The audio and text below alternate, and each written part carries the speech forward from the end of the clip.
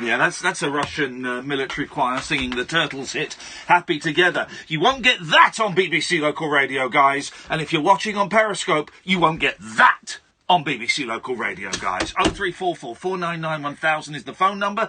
This is the late night alternative. My name is Iain Lee. Your name is Catherine. And you can. Boyle. There we go. You can listen. You went for both names. Why not? Why not? Get them both out there, guys. Important. Get them both out there. You can call us on 0344 499 1000 is the telephone number. No agenda. You can call in about anything you fancy. And we're going to be honest. Both of us this evening. Little bit tired. And I've had a full day's sleep. I went to sleep at about, let me think, 10 o'clock this morning, and I woke up at 1 o'clock this afternoon and thought, you know what, I'm not done yet. So I went for another few hours and I woke up at 6 o'clock this evening. But here's the thing, guys, here's the thing. I could have slept all the way through. I could have slept all the way through until tomorrow morning. It really is, It's really where my head is at the moment. It's just constantly fantasising about sleep. You're tired today. You slept all day and you're tired today. I could still sleep more. Wagwan. I don't know. Oh. I think it's the weather. Yeah. Not seeing the sunshine. I think I'm in hibernation mode. Yeah. I also think, I'm going to say it, I'm a bit hormonal. Wowzers, guys. That's right. She's talking about her periods. And we can talk about that kind of stuff here because I'm a modern guy. I even bought a packet of Tampax once from a petrol station. Not for any particular purpose. I just wanted to prove to myself that I could do it and I didn't have an issue with it. Well done, Iain. Thanks, guys. Thank you. Yeah, welcome, sisters. 0344 499 1000 is the... how does it make... When you say hormonal, because I don't have problems with periods at all, but saying that, I don't really know a lot about them. This is... The most hormonal time is pre. Yeah, for me.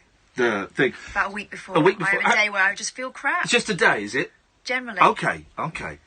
Because for some women, it's discomfort that can last like a week before, a week after. Oh yeah, I'm not talking about period pains. I'm talking about a day when I just feel really negative and uncharacteristically so. Well, that's my life. That's my life as a self-loather, guys. So, there you go. You can call in about anything you want, and the initial buzz of me being a dickhead in the jungle has worn off, and the calls really do slow down, and I can see now we've got 3 calls on the switchboard. There's Andre, there's Caddick, and there's Jonathan from Swansea. So, it really is, I can hear, what's that noise?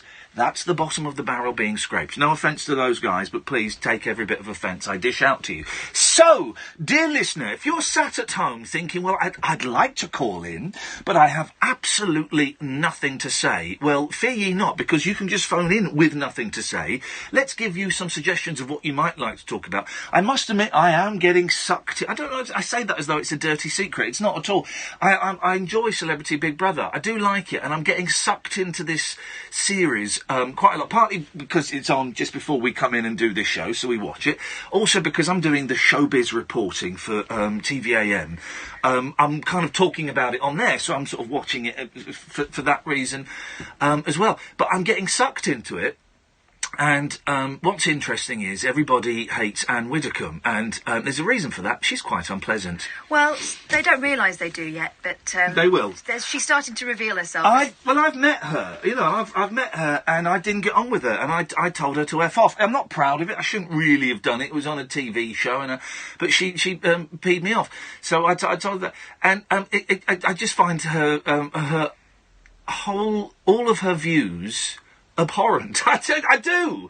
There's no way around it. You know, I just find her views on abortion, on LGBT, on gay rights, LGBT is gay, on all of that. I just find them all abhorrent, really. And that's fine to say that as a human being. I've said it to her face, and I'm not saying anything that she and also she doesn't care what I think, because she told me when I told her to F off. No, but that's the whole point. She doesn't care what anyone else thinks, and she's intransigent. No, that's India, I think. Them's the jokes, folks. Them's the jokes. So you can call in and talk about that. I've been trolled today by Piers Morgan. Because here's the thing, right? I am doing the showbiz reporting this week and next week on TVAM. I am loving it. They put me up in a swanky hotel, which by coincidence, 2 minutes walk from this studio, 5 minutes walk from the TVAM studios, and I get in there at 5:40 in the morning, and I sit in a room for ages, In fact, I don't know. No one came and spoke to me until 6:15 this morning, as I was sat there going, and I don't know who I'm supposed to speak to, right? Because someone's got to come to me and tell me what I'm talking about. And I've just sat there and 6:15 thinking, I'm on in 25 minutes, and I don't know what I'm talking about. But this is your own fault, because the day before you said you were fine and you didn't need any advice. Well, yeah, I need the showbiz producer to... I don't want advice. I want producing. I want the producer to tell me what I'm talking about. So I just sit there watching Jeremy Kyle until 6, then watching TVAM, and I had a coffee and a croissant. I used some of Richard Arnold's cologne that was there. Oh, what's he wearing these days? I don't know. I tried to Google it, because it was like proper old-fashioned, but it was nice. Was it a Penhaligon's job? No. It was a big bottle. I'll get the title of it to you. It's a big old beast, but it smelt wonderfully. And was doing that, and then I tweeted, I'm having so much fun on TVAM. Everyone's so lovely to me, which they are. Everyone has been delightful. Ben Shepherd, nicest guy in the world. Who was doing it this morning? It was Ben Shepherd, and it wasn't Charlotte. It was Kate Garraway. Wonderful. She leant over. She said, "Ian, I'm so pleased you're doing this. It's so lovely to see you." And I was like, "They're fantastic." She was a big fan of yours when you were in the was she? jungle. Yeah. Oh, was she? She was asking me whether she should do it today. I said, "Yeah, sure, go on." It should be brilliant. Anthony Cotton. Delightful. Absolutely wonderful. He did I'm a Celebrity, and during the break I said, "How did you find it?" He said, "I treated it like a job." I treated it like a job, and it didn't bother me. I said, "Yeah, it's exactly what I did." I said, "I loved it, apart from some of the arseholes that are in there." He went, "Oh, yeah, there were a load of arseholes in mine as well." So there was that. So that is delightful. So I tweeted, "I'm having a wonderful time. Everyone is so lovely." And then Piers Morgan tweeted, "Well, you wait till I get back next week, and then we'll see if everyone's so lovely." And there was an emoji. I can't believe that an emoji of a yellow fist. Yeah. Now, that means one of two things. I'll let you work it out. And I went, "Oh, you silly sausage." Maybe he wants to do tumps. Maybe he wants to tump me. And I just replied, "Oh, you silly sausage." But I've had a few people at TVAM take me to one side and say,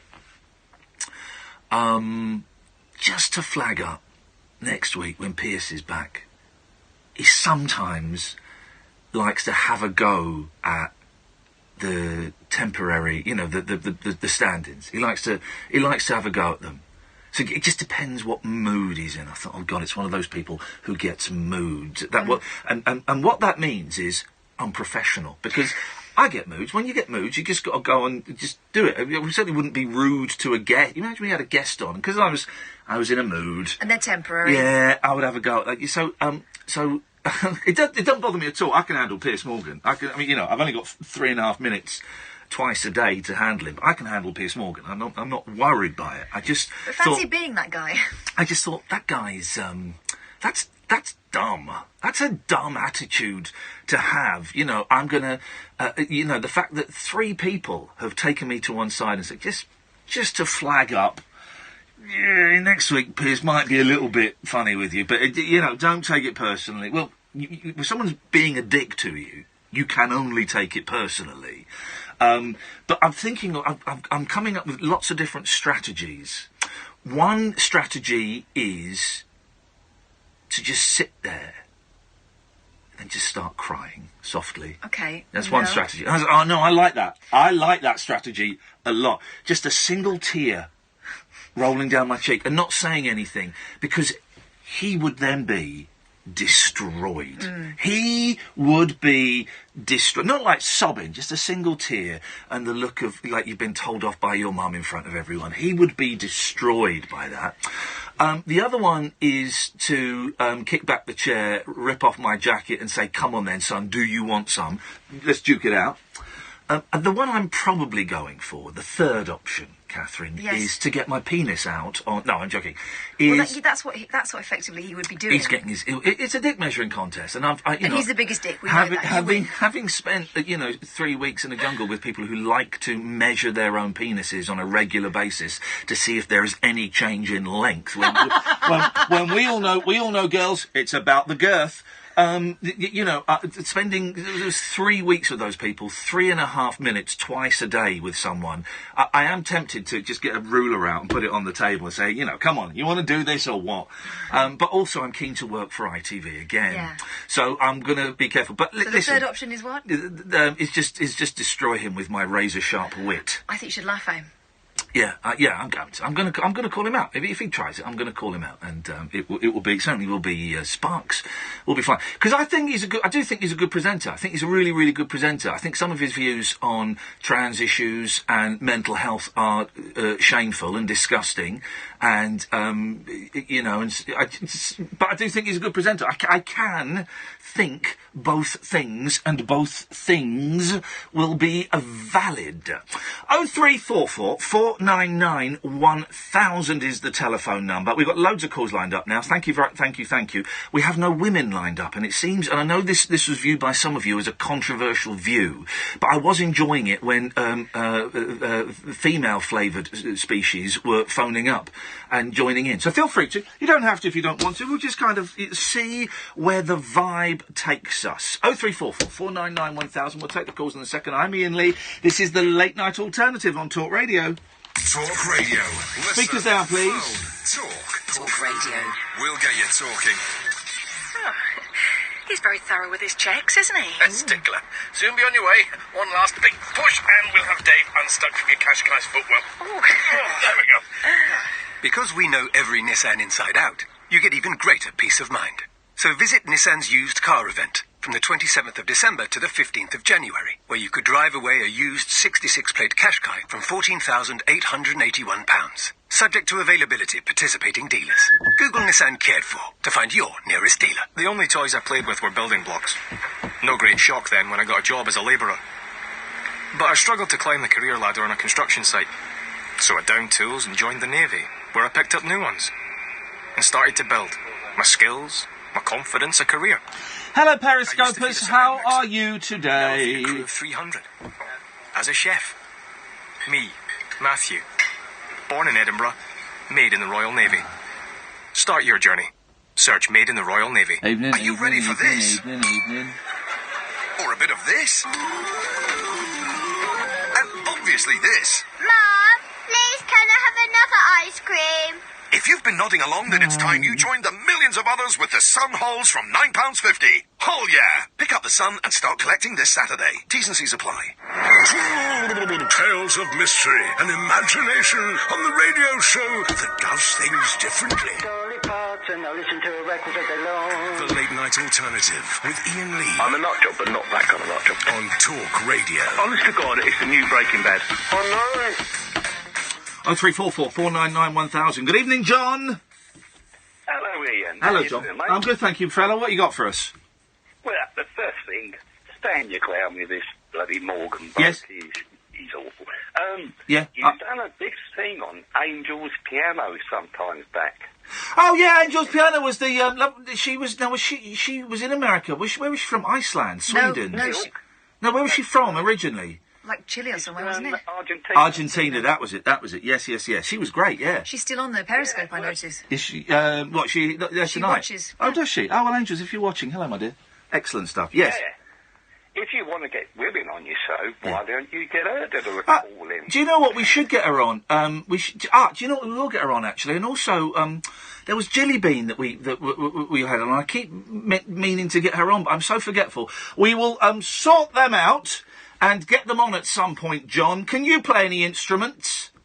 Yeah, I'll play flamenco guitar, or try to play for Well, hang on, first of all, you said no, and then you said that you play one of the most difficult styles of guitar there is. Flamenco is well hard.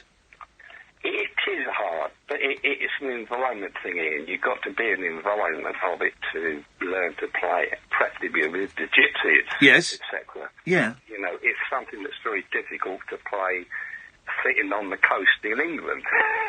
Yeah, well, can't you sit under a bright light or something and with a straw donkey? I've tried many things, but it doesn't work, so I try to get to flamenco evenings at theatres and stuff to get psyched up again. Yeah. But as I say, with Angel's piano, we discuss a lot about music. Yes. And her style is unbelievable, and her personality is brilliant. You know, she really is fun to watch. You know, I mean, there's loads of YouTubers which are really in Periscopers. Yes. So boring, but she's so much fun.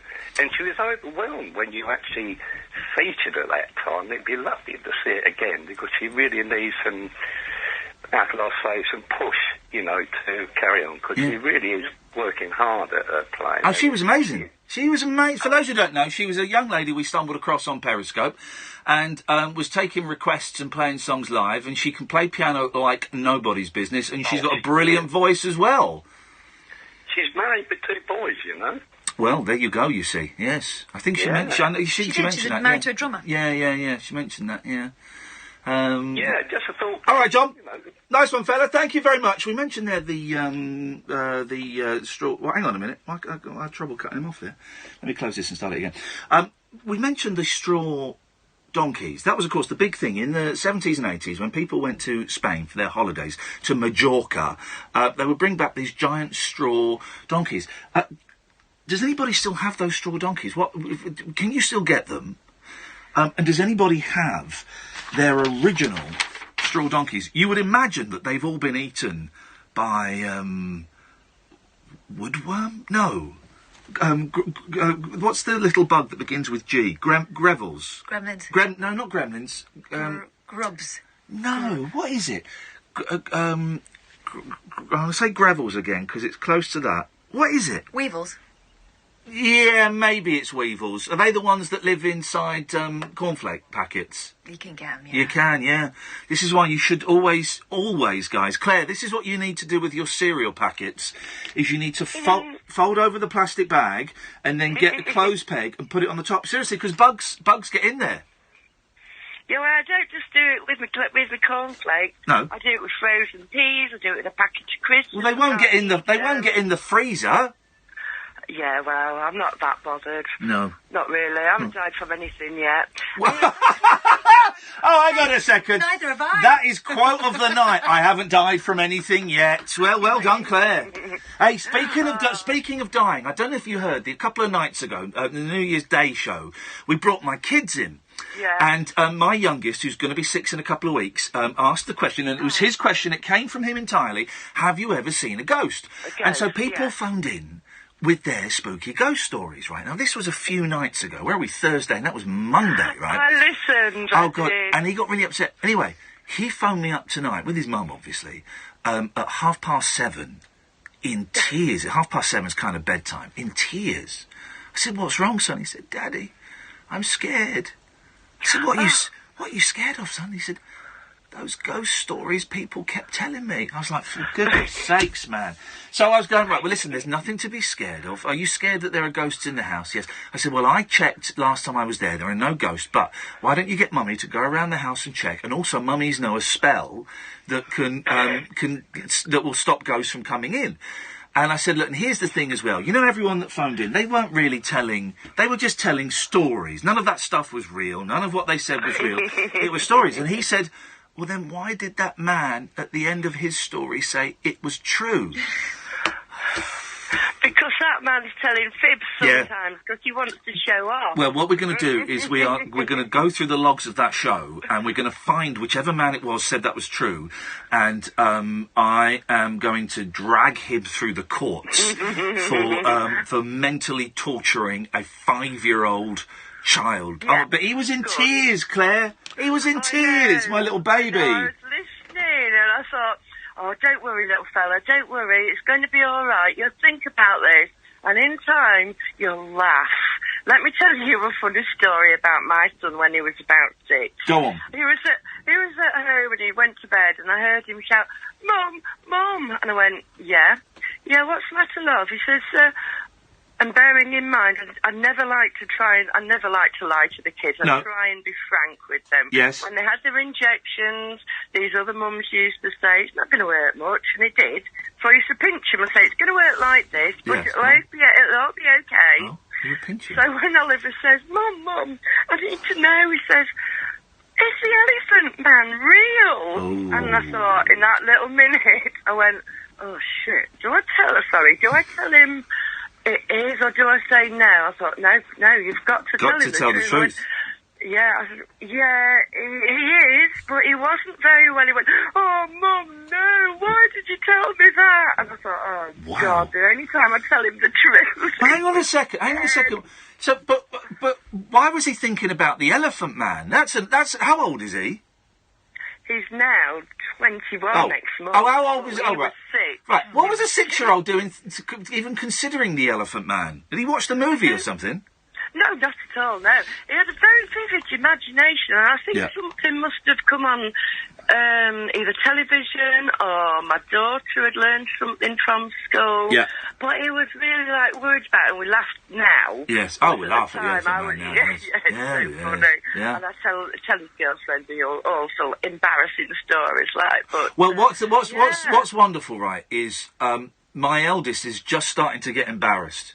I found this wonderful video of them a few years ago, because he's going to be 8 soon, a few years ago, where it's them running around, screaming, chasing their cousins. But the eldest, who must have been 4, 3.5, 4, is naked. And 6 months ago, we would have sat and watched that and laughed, right? Now, I'm watching it, and I'm showing it to his grandmother, and he's going, oh, no, don't! He's still laughing a bit. He's still laughing. He's still at the stage where he's finding it funny, but he's also developed this embarrassment thing, where it's like, no, please don't show it. Ah! And I'm not going to be one of those dads that constantly show stuff just to embarrass them, because I do think that's a little bit cruel. But I just thought it was really interesting that he's just kind of crossed that line, literally in the last 6 months. That change has happened. Isn't it funny? The testosterone is building up. And the testosterone as well. Yeah, it does. It does. It does. Yeah, it is. I also, one morning, we woke up and Oliver got up. He looked outside the window. He went... It was a really, really foggy morning. He went, oh, look, Mummy, the world's all dusty. Hey! The World's All Dusty, by the way, is the title of my new autobiography coming out soon. Oh, good for him. So nice. Good for him. Yeah. Do you miss having little kids? I know they're exhausting, right? So I don't miss the physical thing. But do you miss... Because there's nothing like having, a 3 and a 5-year-old or a 4 and a 6-year-old, is there? No, I've still got a great imagination. I was brought up with Enid Blyton and the Magic Faraway Tree, Naughty Amelia Jane and Mallory Towers and everything. So, I kind of still believe in fairies, and I like little kids to still believe in things like that. And Santa. My boy, last Christmas... 2016, we bought the eldest, I bought him the box set of the Secret 7 books, right? And I guess there's maybe 8 or 9 of them. And I read the kind of first half of the book, like the first 3 or 4, and then I was reading them too slow for him, so he then devoured the other 3, and he finished them all. So then we bought the box set of the famous 5, and there's something like 20 of those. And he's devouring. He's just going through them, and it's taken him a long time, but he's loving it. Yeah, it's brilliant. I mean, I'm over 50 now, but my imagination of being a child is still as memorable as it was then. Now, I mean, I look at little trees. I just like to look at nice things that make me happy. Yes. I mean, it's just easy, isn't it? It's better to be happy than it is to be miserable. You need to get the copy of today's Sun then, because Joe Wicks is on the front and he makes me happy. Whoa, Wixie, licking him. Oh, Wixie, can't stop licking that picture of Wixie. Honestly, Kath, how do you put up with him? I stay on this side of the desk. Wixie. Claire, nice to talk to you. Yeah, thank you for taking my call. Oh, thanks for calling, Claire. Appreciate it. And thank you very much, Kath, for liking my little comments when I tweet you. I do like them. A lot. Hang on you. Thank you. I'm having... Oh, thanks, Kath. Right, hang on a minute. I can't... Stop talking, because I don't know if I can cut you off. Right. Oh, why? Because my phone box has gone... Why is there a mouse on... Right, hang on a minute. Is there a mouse? I can't... I think remember we had to attach one, didn't we? I think we might be stuck with... no. We might be stuck with Claire all night. Hang on a minute. It's if I get rid of that... a bit Pete Tong. It's all gone completely... Right, touch that. Right. Claire, have you gone? Fixed it. She's gone. You fixed it. Fixed it. 0344 499 1000 is the telephone number if you want to give us a call. If you're new to the show, that's how it works. You phone up, you have a chat. It can be about anything. It can be about Piers Morgan, it can be about Big Brother, it can be about embarrassing your kids, it can be about Enid Blyton. It can be about absolutely anything. I think next week we're going to start being a little bit more focused in the show. It's still just that weird kind of time, that first week of when you've had New Year and all of that stuff. It's just a weird period in the calendar, isn't it? Next week. Oh, by the way, you know we're playing Belfast. Yes. I found out how many tickets we've sold. Go on. Right. Where is it? Out to lunch. Right. So Kath and I do this live show, The Rabbit Hole. It's a podcast that we do. You can get it on Acast, you can get it on iTunes and your usual podcast providers, and it's a phone-in show. But we can't, you know, I host this show and Kath sort of co-hosts it and produces it. But the Rabbit Hole, we both host it, and we do it in front of an audience. So there are people laughing and clapping or booing or shouting. And interrupting. Which is great, which we encourage. And we stream it on Periscope and people can watch all at home and they can phone in, you Skype in. And we're doing a little tour. We made a thing a long time ago of keeping it, everything is so London-centric. So we're doing a little tour. We are doing London. There's only 5 tickets left for London in April. Bath has sold, I think there's about 30 tickets left for Bath, so we might have to do another date there. Dublin has sold out. Small venue, 38, but Dublin has sold out. We didn't know whether anyone would come. No, exactly. We never know if people are going to come to these things. Oh, Luton has sold out. And we're doing one in Belfast on January the 28th. So the 27th is Dublin, and 28th is Belfast. And I emailed them. We didn't know if we had any audience there. So I emailed them last night. Hey, Joe, just wondered if we've sold any tickets so far, and if so, how many? We've sold 55 out of a possible 60, and they're considering moving us to the bigger room. So if you want to come, if you want to see all of these dates, iainlee.com/events. That's incredible, isn't it? I'm staggered. Isn't it? iainlee.com/events. If you want to come to Belfast, book your tickets, now, and I'm going to tweet it, actually, because if we sell those 5 tickets out in the next couple of days, then we can move to a bigger room and then more people can come. So, iainlee.com/events. I'm just going to tweet the link for Belfast now. Come along. It's just, and we always stick around for pictures afterwards, and you have a little chitty chat and all of that stuff. So, we always think if you're putting a few quid in our pocket, the least we can do is come and shake your hand. 0344 499 1000 is the telephone number. More of your calls after this. Did your That's all right, isn't it? accidentally transfer the contents of your joint Yeah. account to a Nigerian prince? Yeah, this is why I was keen to put them all in before I went away. Diet pills on the internet that made you frightened to copy. That's brilliant. Or maybe your exotic mail-order bride turned out to be a Ukrainian pig farmer called Igor. I'm thrilled by Con that. is on. You need a man who's on it.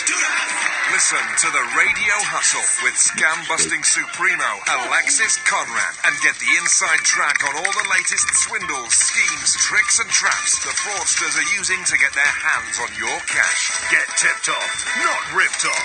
The Radio Hustle with Alexis Conran, enemy of the con man. Saturday afternoon from 1 on Talk Radio. Experience the unconventional. Hello? The unpredictable. Don't you think that's a bit weird? And the completely unorthodox. It was my birthday. With rule-free Iain Lee.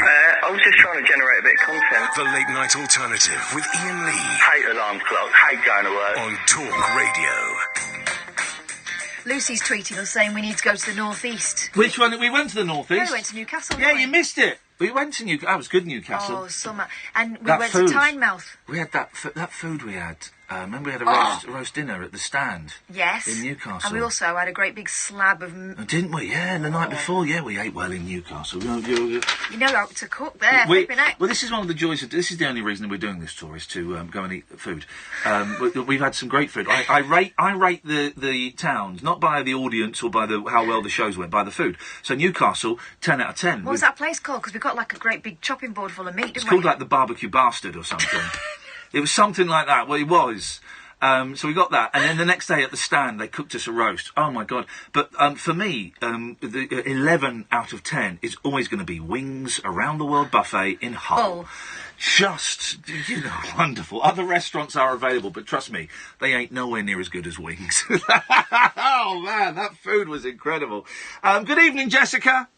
Hello, Ian. Hello, Jessica. How you doing? I'm very well, thank you. How about yourself? Yeah, good. Tired, but glad. I'm really glad I don't have a proper job, because I can be tired in this one, because I'm just sitting here chatting with my mate Kath, and people phone up, and that's it. And it's only for 3 hours, so I'm really grateful that I have a silly job, and I'm enjoying it myself a lot at the moment. Oh, you know what? I can hear it. Can you really? Seriously, Oh. I mean, you know how long I've followed you. Yeah. And, I mean, seriously, great jungle job. Thank you. I was so worried for you, Ian. Yeah. You know, I thought, what's he doing this for? Yeah. This is going to just either be brilliant or go pear-shaped. Yeah.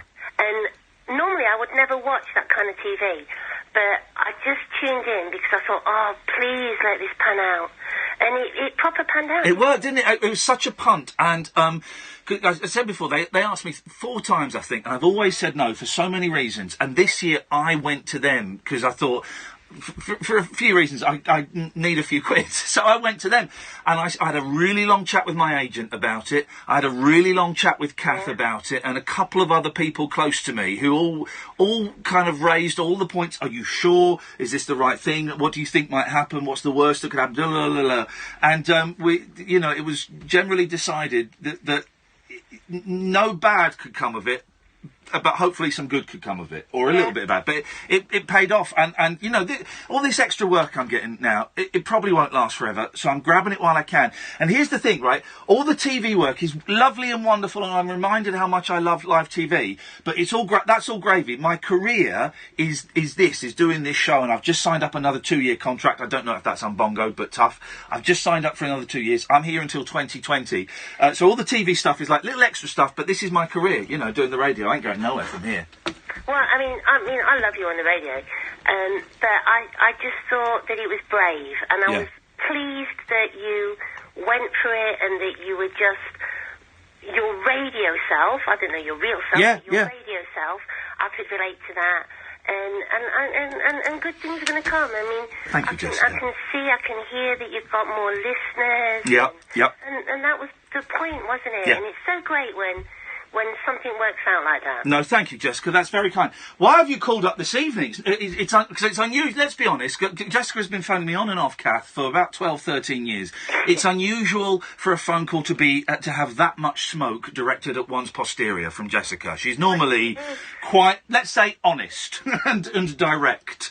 So what have you got this evening for us, Jessica? Well, I was really going to go in with the Alan Widdicombe thing. Because, oh, yeah.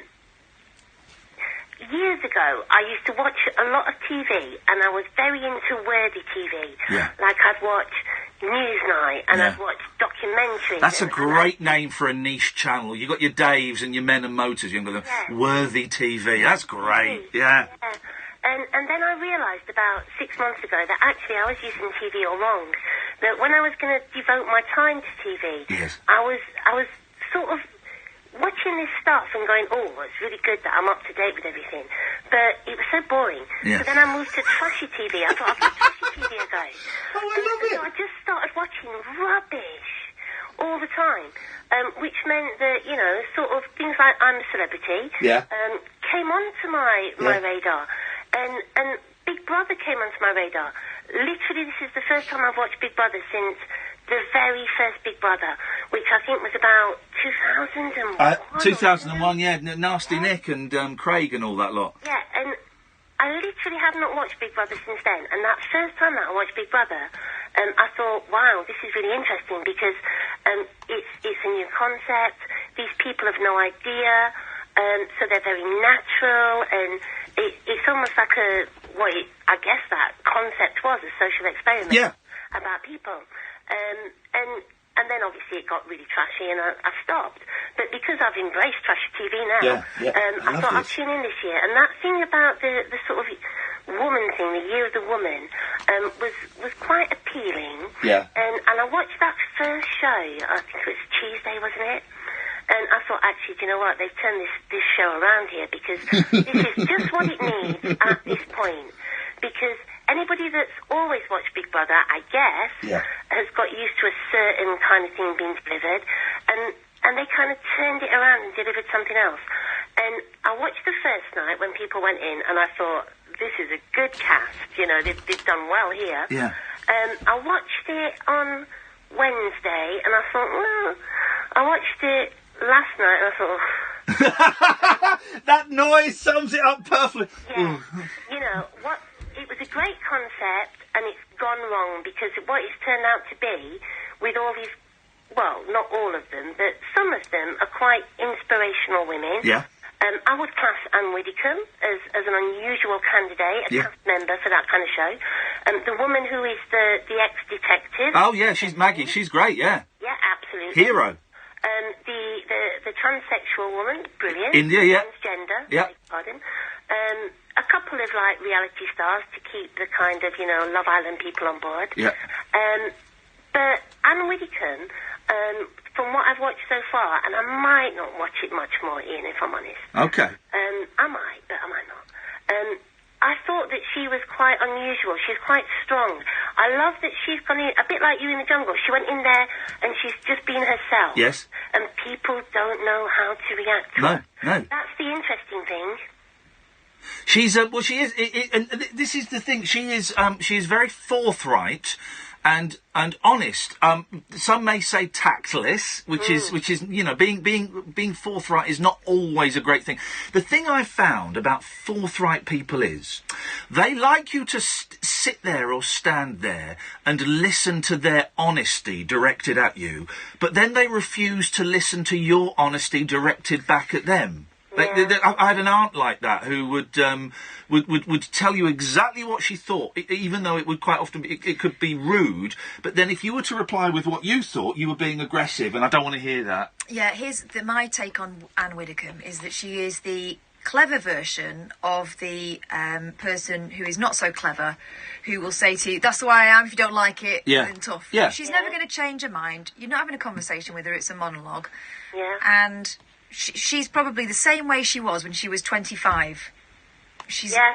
Life has taught her nothing. I was quite invested in her in that first show, but then a funny thing happened, an unusual thing happened. She almost isolated herself. She went along with this isolation of all these people were in this bedroom, but she went into a bedroom by herself. She went to the bedroom on her own, didn't she? Yeah. And it was almost like, oh, you've bottled it. Yeah. What a shame. That was such a strange thing, because the parallel, when I was in the jungle, and the first night I was in like a house. They gave me a house. I was in there with Shappy. Yeah. And I thought this is going to be really tough to come back from this, because for the first two, I think I was in there 3 nights, I can't remember, because the first 3 nights there, I'm literally isolated from everyone else. Yeah. It's going to be really difficult to kind of break through that. Also, in luxury compared to the rest of them, you're almost better off socially mucking in and sitting on the floor. Oh, I felt terrible that I genuinely wanted to go and clean the toilets and do all of that stuff straight away, and you got 3 days where you weren't allowed to do that. So for her to go and say, I'm going to go and sleep on my own, that's such a real statement. I think that's a defence mechanism. Yeah, I think so too. I mean, I think what you did is that you took yourself out of your comfort zone as soon as you possibly could. Yeah. And she put herself back in her comfort zone as soon as she possibly could. You know, and I was a bit disappointed by that, and that kind of disappointed me, because I would have thought that they cast her because they thought she was going to be a really strong woman. Yeah. And she kind of, you know, betrayed that. I think she's actually quite a scared woman. Yes. Yeah, she's very scared in there. I suspect she won't last very long. No. But anyway, you know, like I say, I was invested for a short amount of time, and now I'm not. But never mind. And just one last thing. Yeah, go on. I've not had a chance to watch you on, is it Good Morning? Good Morning Britain. And listen, I don't expect people to watch it. I'm aware that a lot of people are going, oh, for Christ's sakes, what's he doing that for? I'm doing it because it's a laugh and it's a thrill. But I realise that there's a lot of people that don't dig that kind of show, and that's cool as well. No, but I've seen that you've done really well, so I probably will catch up with it at the weekend. All right. But what about that tweet from Piers Morgan? What an arse. Wouldn't it? I mean, It was like passive-aggressive, wasn't it? Well, it was. I don't know if it was passive. It was just quite aggressive. It was quite aggressive. And the fact that I've been warned by three different people that he might go for me at some point, as he does with new people, depending on his mood. And you just think, oh, for crying out loud, man! It's not school. No, it's kind of prep school behaviour. I am sure that he will be. Because I don't get to hang out with the host. I saw Ben twice. On his way to makeup, and he made a point of coming in and saying hello to me and saying it was nice to see me. But you don't get to spend time with these people. So I'll probably meet Piers for the first time on the set as we're about to start. I'm sure he'll probably be fine. But I do know as well that people will be watching, and if he's rude to me, I will have the moral high ground, and people will think he's a dick. He's a panto baddie. Yeah. I think that the fact that he acknowledged your tweet means that he's already scared. Yeah. I think so, Jessica. I think so.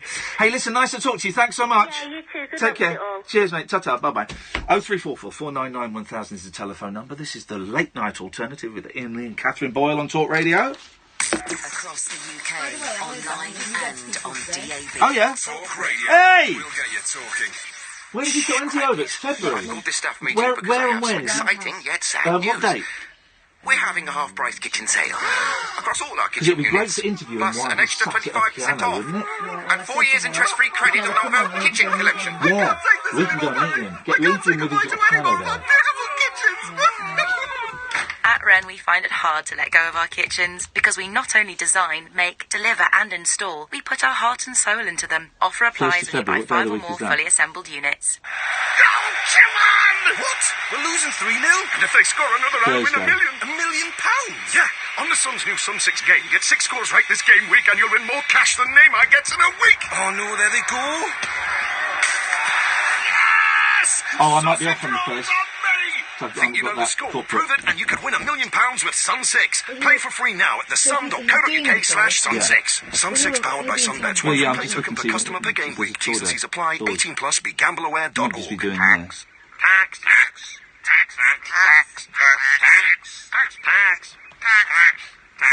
Is the thought of doing your tax return pecking away at you? The longer you leave it, the worse it gets. Don't keep ducking it. Okay. Do it by the 31st of January Right, well, at we'll get him the day before, gov.uk/self-assessment, talk to him and that don't day. forget to pay what you owe. At Wickes, our biggest Yeah, ever let's get 'em. kitchen and bathroom sale is on right now. Choose from over 45 stunning styles. Book your free design appointment at wickes.co.uk. Across the UK, online and on DAB. John Holmes on Talk Radio. We'll get you talking. Get turned on to irreverent afternoon entertainment with John Holmes, the man who's stirring up the nation. The original sound of John Holmes. Outspoken talk and essential listening on the UK's premier force. Hey, Periscopers. Whoppin'. Don't bite your lip. Join me, John Holmes, tomorrow Could you afternoon get from some 1 water, on please? Talk I've got Radio. thirsty. A water and a coffee, please. Decaf coffee. Experience the unconventional, Evening, boss. the unpredictable, and the completely unorthodox. Exactly. With rule-free Iain Lee. The late-night alternative with Iain Lee I've got no internet for the last 4 days. on Talk Radio. 0344 499 1000. Simon, Jerry, Alan, Jonathan, Zach, stay there. I will come to you, and I know a lot of you have been waiting for a while. Let's go to Claire first. Good evening, Claire. Hello, Claire. Hello, Claire. Goodbye, Claire. I don't know if Claire was there. Do you know? Not. Let's go to Zach. Hello, Zach. Hello, Zach. Hello. Hello, Zach. Hello again. Hello again, Zach. How you doing? Really good. I just came on because I thought, Zach, are you on speakerphone? yeah, kind of, I don't know. Hang on. Go on. Oh. I came on to mainly thank you because I thought like the advice you gave me yesterday was really, really good, and I was really surprised on what happened on Twitter as well afterwards. Oh, So, say that again, Zach, because it's not the greatest of lines. You with what? What? I was really like surprised and happy with like what you told me yesterday and like your advice on like presenting. Oh yeah, of course. You're the young lad that does a radio show at school, and people. No, we were happy to impart what little knowledge that we have on it, of course. And also, as you might be able to hear, it's raining, so typical British weather is happening today. Yeah. Yeah. I love a bit of rain though. I love it. I went out. I had to walk to I walked from they put me in a hotel and I walked from there to ITV, and they said, "Would you like a cab?" I said, "No, it's a 5-minute walk." They said, "Well, yeah, but we'll give you a cab." It's a 5-minute walk. And I walked today and it was chucking it down and I loved it. I love it. I love the rain. Well, when you're in the jungle, did you have quite a couple of proper rainstorms? Mate, it rained every single day, like proper chuck down. And we had like a canopy over the camp that they would, when it was sunny, they would pull the canopy up, and then when it rained, they were supposed to put the canopy down. But sometimes they were a bit slow, and we got absolutely proper heavy rainstorms.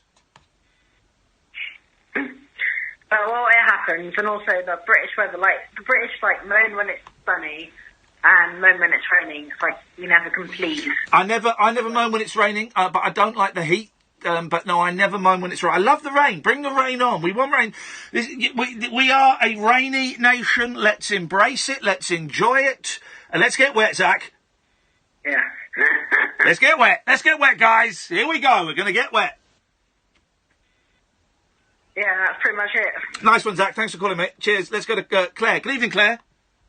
Oh, hi, can you hear me now? I can hear you now, Claire. Could you hear me? Yes. Oh, but we couldn't hear you. Had you muted it? Because no, I got a sign on my phone to say, it's low battery, so I came downstairs to the kitchen and plugged it in, put you on speaker, and then when I came back to speaker, when I heard you, it just wasn't working. I'm sorry, my daughter's laughing at me here. Oh, well, your daughter is a silly sausage. What you got for us, Claire? I'm ringing to say, I listened to your boys on Monday. Oh yeah, Monday. I think I've scarred the youngest for life. Well, that's why I'm ringing, you see, because oh God, they're so sweet, but they were making me chuckle. He's so frightened of everything. I still am. I'm 53 and I'm scared. The shape of the cat, no skin. If you could have seen it when we turned, there was one ghost story where we turned the lights off. And his face, as the story started, sank. And I said to you, and we were holding hands. And then you know this, Claire. If you've got kids, there's a moment where you know they're going to cry in the next 60 seconds before they know they're going to cry because just something happens to their eyes and their face. And I had to say, "Come round here, son. Come on, we'll have a cuddle." Oh, bless him, my poor little baby. Yeah. Well, I've got a 4-year-old grandson. Oh yeah. He's very, very interested in anything scientific, especially sound. Yes. So a couple of weeks ago, I was lying in bed, terrible insomnia, and I was looking at infrasound on Wikipedia. Infrasound. Yeah. Below 20 hertz for human ears. Oh, is that the sound that makes you... you mean brown noise? Is it the sound that makes you go to the toilet? No, it's not. Believe me, we've tried that on him. Yeah, 12 days he's done. Anyway, it's nothing to do with brown noise, and it didn't work. Yeah. Hang on, sorry, are you saying your son is... Are you saying your child is constipated? Son, yeah, chronic constipation. And you've tried brown noise on him? We've tried brown noise on him. Flippin' heck! Wow! You want to try getting a test in 2017, 18? Anyway, that's not what I found out that's interesting. No. I found out something that you could talk to your little boy about. Yeah, go on. In the 1980s, there was a guy called Vic Pansy, and he was working in his lab in Cambridge. He was a scientist doing experiments, and he started to feel really weird, like comfortable. Yeah. And in a nutshell, basically, there was a broken fan in the lab. Yeah. And he thought he saw an apparition in vision, and each time he looked, it was gone. You could look this up yourself. It's better if you look it up yourself. The upshot is the fan was giving out a noise at 19 hertz, so he couldn't hear it, but the body experiences it. And infrasound has been suggested as one of the reasons people and groups of people claim there's been hauntings, because it was to do with the length of the lab being half a wavelength at 19 hertz, and the resonance of the human eyeball giving this apparition, etc. So it can all be put down to science. And if he's interested in stuff, and I dare say he is, you can talk to him about this, and he'll have something to grasp onto that's understandable, because science is great and spooky stuff isn't. I've just typed this in, right, into YouTube. Yeah. And it says 19 hertz infrasound. Yeah. It's called the fearing frequency. Okay. Well, I looked on Wikipedia. I didn't go to YouTube, but there you go. Hang on a minute. This is it. I'm playing it. A paper called The Ghost in the Machine. Say that again, sorry. He wrote a paper on it called The Ghost in the machine being the fan. Yeah. Yeah. All right. Well, listen, Claire. I thank you for that. I'm going to play some now. So go and listen to your radio and see if it. I don't want to be spooked out. I'm not joking. That makes me feel a bit sick. Really? It's very quiet. Well, you shouldn't really be able to hear it. Some people can, but yeah, it's meant to make people feel. It affects the vestibular system. That is. In the ear. It says here 19 hertz infrasound, the fearing frequency, causing discomfort, dizziness, blurred vision by vibrating your eyeballs, hyperventilation and fear, possibly leading to panic attacks. Oh God, I've probably got something around here then at 19 hertz. But yeah, talk to him about it because it's been, you know, when lots of people claim something's weird happened. Well, if lots of people say that, blah, blah, blah, there's an explanation, and it's a nice explanation. It's not a scary one. Claire, I feel a bit uncomfortable now. Well, I hope that's not because of me. I hope that's because of the 19 hertz. We just don't know. Claire, listen, thank you so much for that. Nice to talk to you. Let's just listen.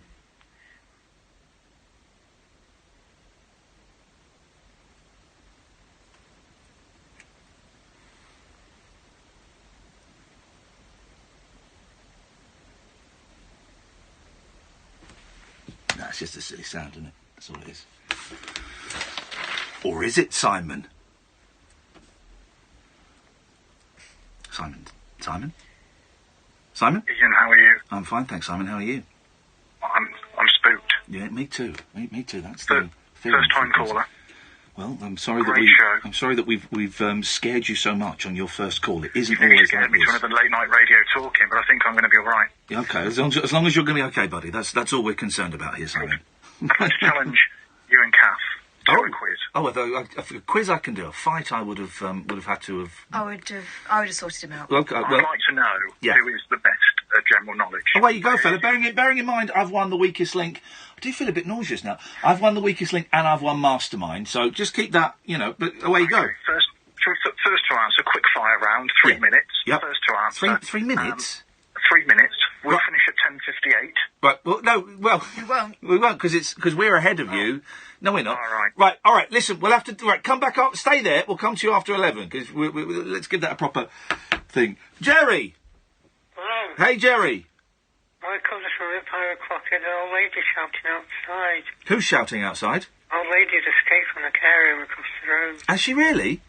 Yeah, yes, this morning. That's exciting. You should all be cheering her on. Yeah, did she use knotted sheets? No, she was lost and confused. Well, no, let her run. Let her run wild. Let her be free. Fly, be free. In the garden. Oh, bless her. Poor soul.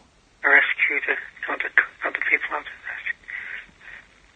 That noise just made me feel really weird. Babe Station gave me attitude. Babe Station gave you attitude? Girl on Babe Station. Well, did you pay for that? Did you ask for that? They do what you ask for. He threw the earpiece out and refused to talk to me. Luckily, I can't understand a word he said. She threw her earpiece out and refused to talk to him. What? What did you say? No, I don't want to know what he said. I don't want to know what he said. Those poor women that work on Babe Station. I do feel sorry. I said they got the wrong one. Oh, okay. They wanted a different one. Oh, is it one of those ones where there's two on screen and you well, there you go. You've got to dial those numbers properly, otherwise you're going to get the other one. Got the wrong one. She got the knowledge of her through her earpiece out at me. Well, I didn't hear that, but probably for the best, Jerry. I hope that you I hope that you manage to speak to the babe that you want to. That's some money back. Well, I don't think you get your... Up your bum, Jerry. Oh, sure, bye. There we go. I don't think you can get your money back on those things, unfortunately. Those things, I'm talking about the phone-ins. I'm not talking about those women as those things. That would be outrageous behaviour. Coming back, we're going to have Simon's quiz, where I'm going to answer all the questions properly because I'm brilliant. And then we've got Jonathan and Timothy and Caddick and everybody else. You've seen how it works now, dear listener. There really is nothing clever to it, nothing smart. It's just a late-night drop-in centre for the lost, the lonely and the bewildered. You're more than welcome welcome to give us a call about Big Brother, about Piers Morgan, about the fearing sound, or anything else you fancy. We just sit here and we just chat for ages. That's our job. 0344 499 1000 is the telephone number. We call you back. This is the Late Night Alternative. I'm Iain Lee on Talk Radio. Talk Radio, digital debate for the UK. Talk Radio. We'll get you talking. Your time is now, and every second counts. Register with the Open University today, and you'll soon see the difference. Pick up that pay rise before picking up your degree. Get that promotion before getting to graduation. Be your future self sooner with our career-boosting courses. Visit openuniversity.co.uk before time runs out. Registration closes 11th of January. The Open University. What's stopping you? I'm Robbie, the site manager. Everyone here knows me. But when they ask me, how was your weekend? They're surprised when I say, I'm getting paid, loading a helicopter on board a transport plane as an RAF reserve. I'm in charge of making sure it's loaded correctly. If it isn't, the plane can't fly. Knowing the pilot needs my okay before takeoff. That's a special feeling. Make your spare time count with over 40 roles. Commit only 27 days a year. Search RAF Reserves. There's a lot to look forward to in 2018. Come on. The drama of the Premier League. Don't miss it. Golf Majors and the Ryder Cup. I can't look, but I have to. Sky Bet Championship. Stick it between the posts. International Rugby Union. This is incredible. Formula One. Oh, my. And ECB Cricket. 2018 on Sky Sports. Across the UK, online and on DAB. A new kind of talk radio. We'll get you talking. Talk Radio. Good evening, I'm Ashley Tuttle. A woman who was attacked by one of Britain's most prolific serial sex offenders says she's shaken up by news he's going to be released from prison. John Warboys, who's linked to 100 rapes and sexual assaults, has spent less than 10 years in jail. The decision to free him on licence has angered campaigners. Neil Henderson's the boss of charity Safeline. The reaction, and we've spoken to a number of clients through our national helpline, is one of absolute fury. And many survivors of sexual abuse feel that the criminal justice system has let them down yet again. Scotland Yard wants £38 million from the government to pay for its investigation into the Grenfell Tower fire. Around 200 officers have been working on the case since June. It's cost £11 million so far, and another £27 million is expected to be spent this year. Theresa May has apologised for non-emergency operations in England being postponed because of winter pressures on the NHS. The number of patients having to wait in ambulances outside accident and emergency wards for more than half an hour have increased. A&E senior sister Amanda Dean says there's a crisis every year. Get your sleeping bags ready, guys. Kadir's on the line. About whether you meant to use the word crisis or we have plans in situ, that's all fine, but it's still lots of people coming in needing to be treated. It's challenging for the patients and for the staff. I think there's a lot more work that needs to be done. A third man's been arrested on suspicion of murder after a 20-year-old was stabbed to death at a New Year's Day house party. Steve Frank Nave Arias was pronounced dead at the scene in Islington in North London. For your weather, it's going to be rainy and snowy tomorrow, sunny spells later with a chance of some thundery showers, feeling cold with highs of 8. The Late Night Alternative with Iain Lee on Talk Radio. We have ways of making you talk. It's song, right? That's the Brothers Osborne. When I was in Australia and in lockdown for 2 weeks, I just found myself watching any old crap on TV. And I watched Will and Grace, which I'd never seen before. I'd watched loads of episodes of Happy Days. And I got kind of bored. There was just channels that showed 70s and 90s. And I got bored of that. So I found myself watching the Country Music Awards. And I'm so glad I did, because there was these, I just saw all these amazing groups. The Brothers Osborne, Little Big Town, and Tim McGraw and Faith Hill. I've heard of Faith Hill before. And I've bought loads of albums. And that Brothers Osborne, I mean, flip it. It's a cracking record. This kind of dirty, rocky, swampy country sound. Absolutely superb. Love it. So I've got all these new country bands that I like because I was in Australia watching the American Country Music Awards. It was the strangest thing. 0344 499 1000 is the telephone number. Get your sleeping bags because Kadir is on the line. We'll be going to him shortly. Rebecca, who's called in, has tweeted, I've got a job interview on Saturday. Any tips as I'm bricking it? Job interview on a Saturday? That's a strange day, isn't it? Oh, we have an excellent tip. Yeah? It's the one that we've been employing recently. Oh, yeah, get really drunk. No. No? The other one.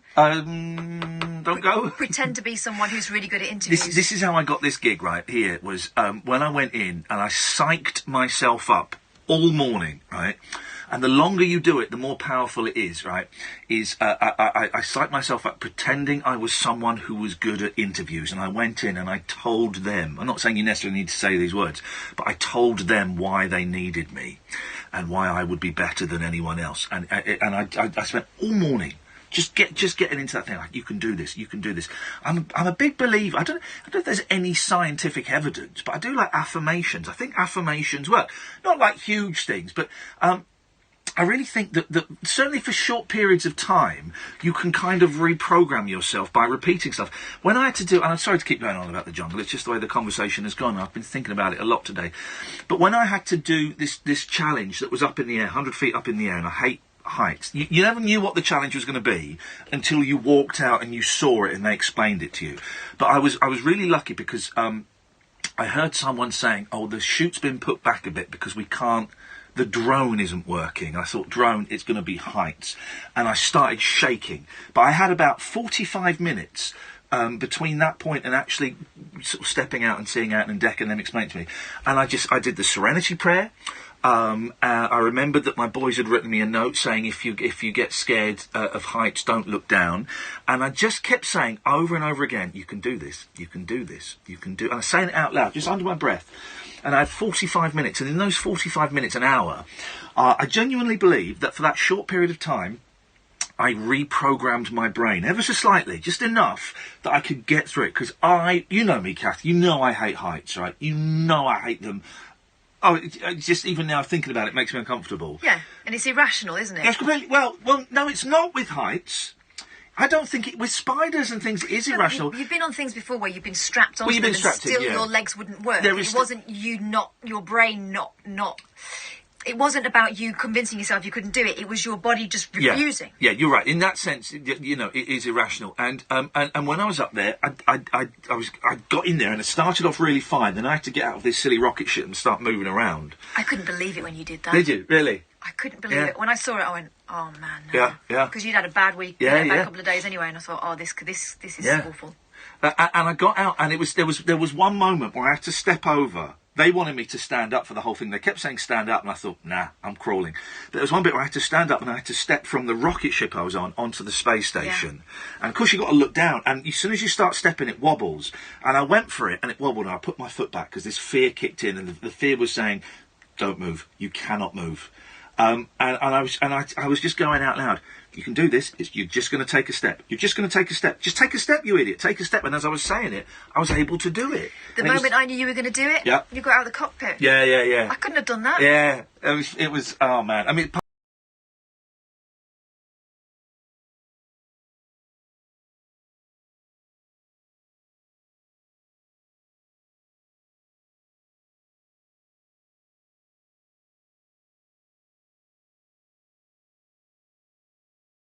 You've been waiting for ages. But Simon's got a quiz for us.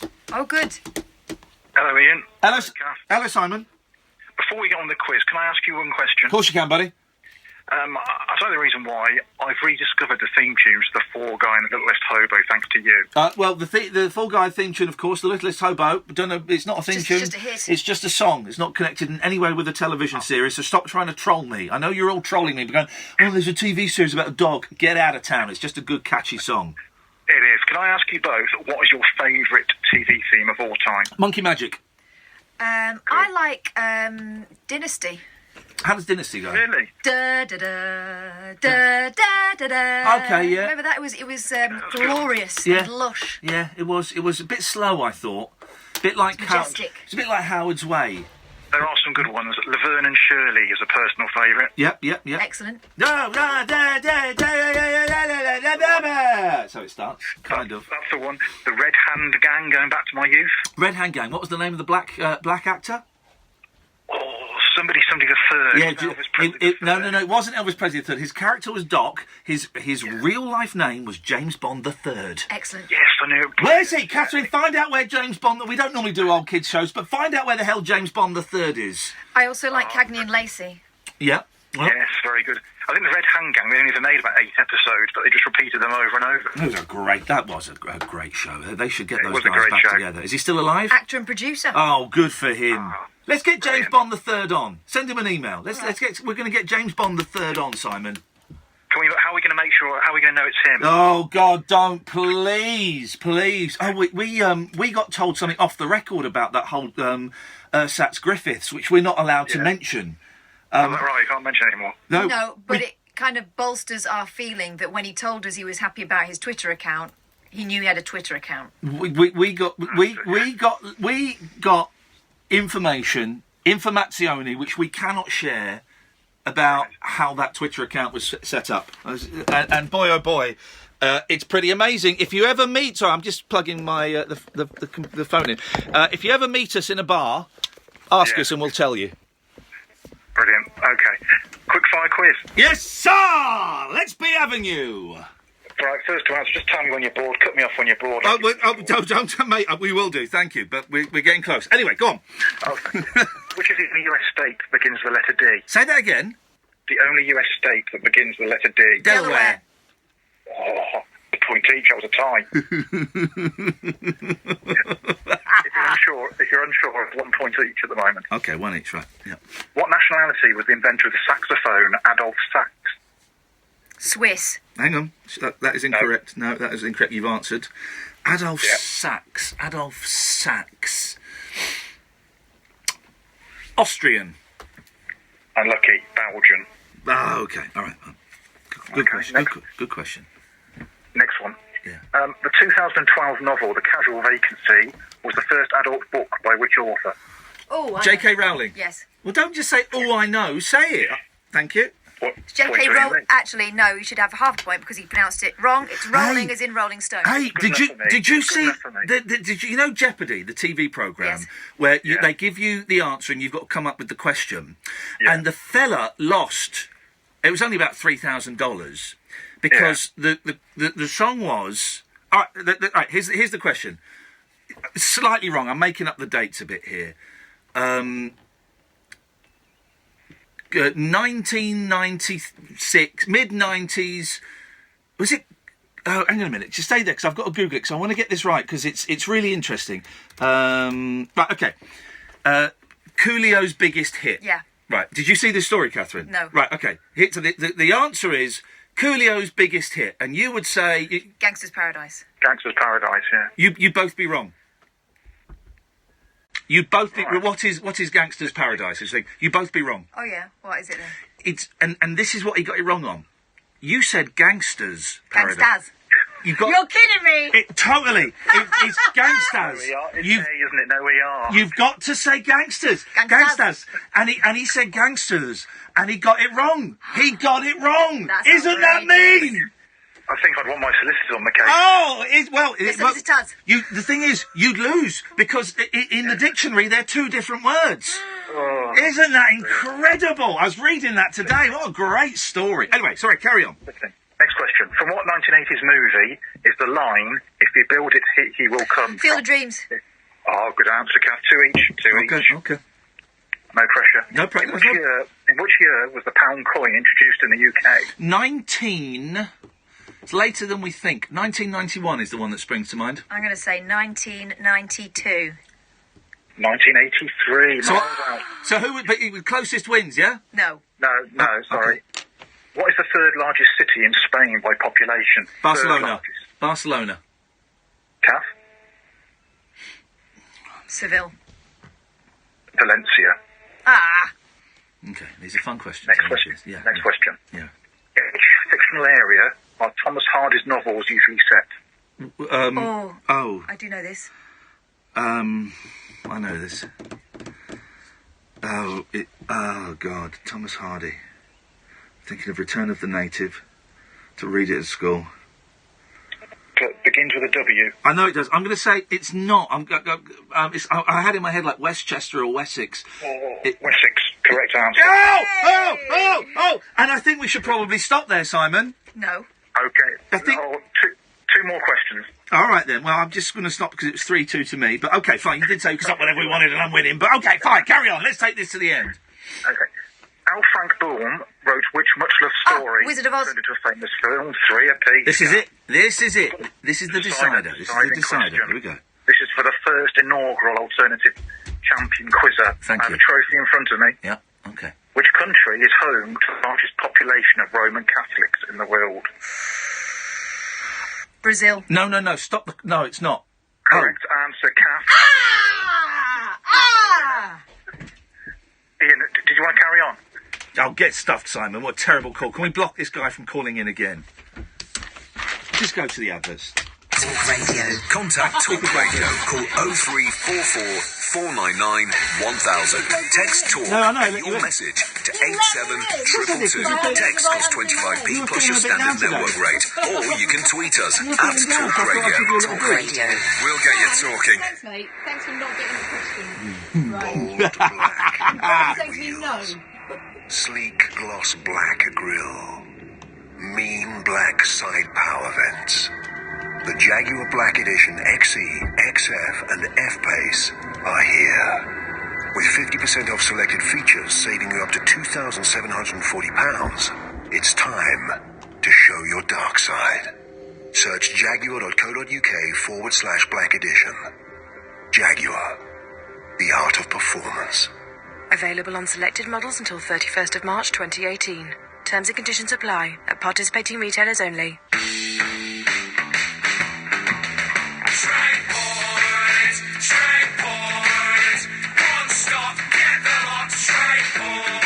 Kickstart 2018 at TradePoint. Buy a DeWalt XR lithium-ion combi drill with 2 1.5-amp batteries and a DeWalt 45p screwdriver set, all for just £85. Hurry, offer ends 7th of January. Excludes VAT at 20%.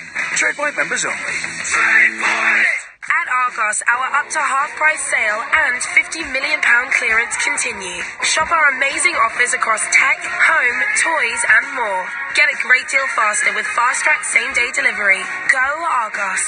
Selected lines conditions apply while stocks last. Delivery conditions apply. Order by 6 p.m. 90% UK coverage. The wild man of late night radio. The late night alternative with Iain Lee on Talk Radio. We have ways of making you talk. Isn't it funny what people take away from this show? Agnes has tweeted me. How about we talk about how not everyone in Poland is racist? Oh my goodness. Ever since you said that, I've been left upset and unable to listen to your show.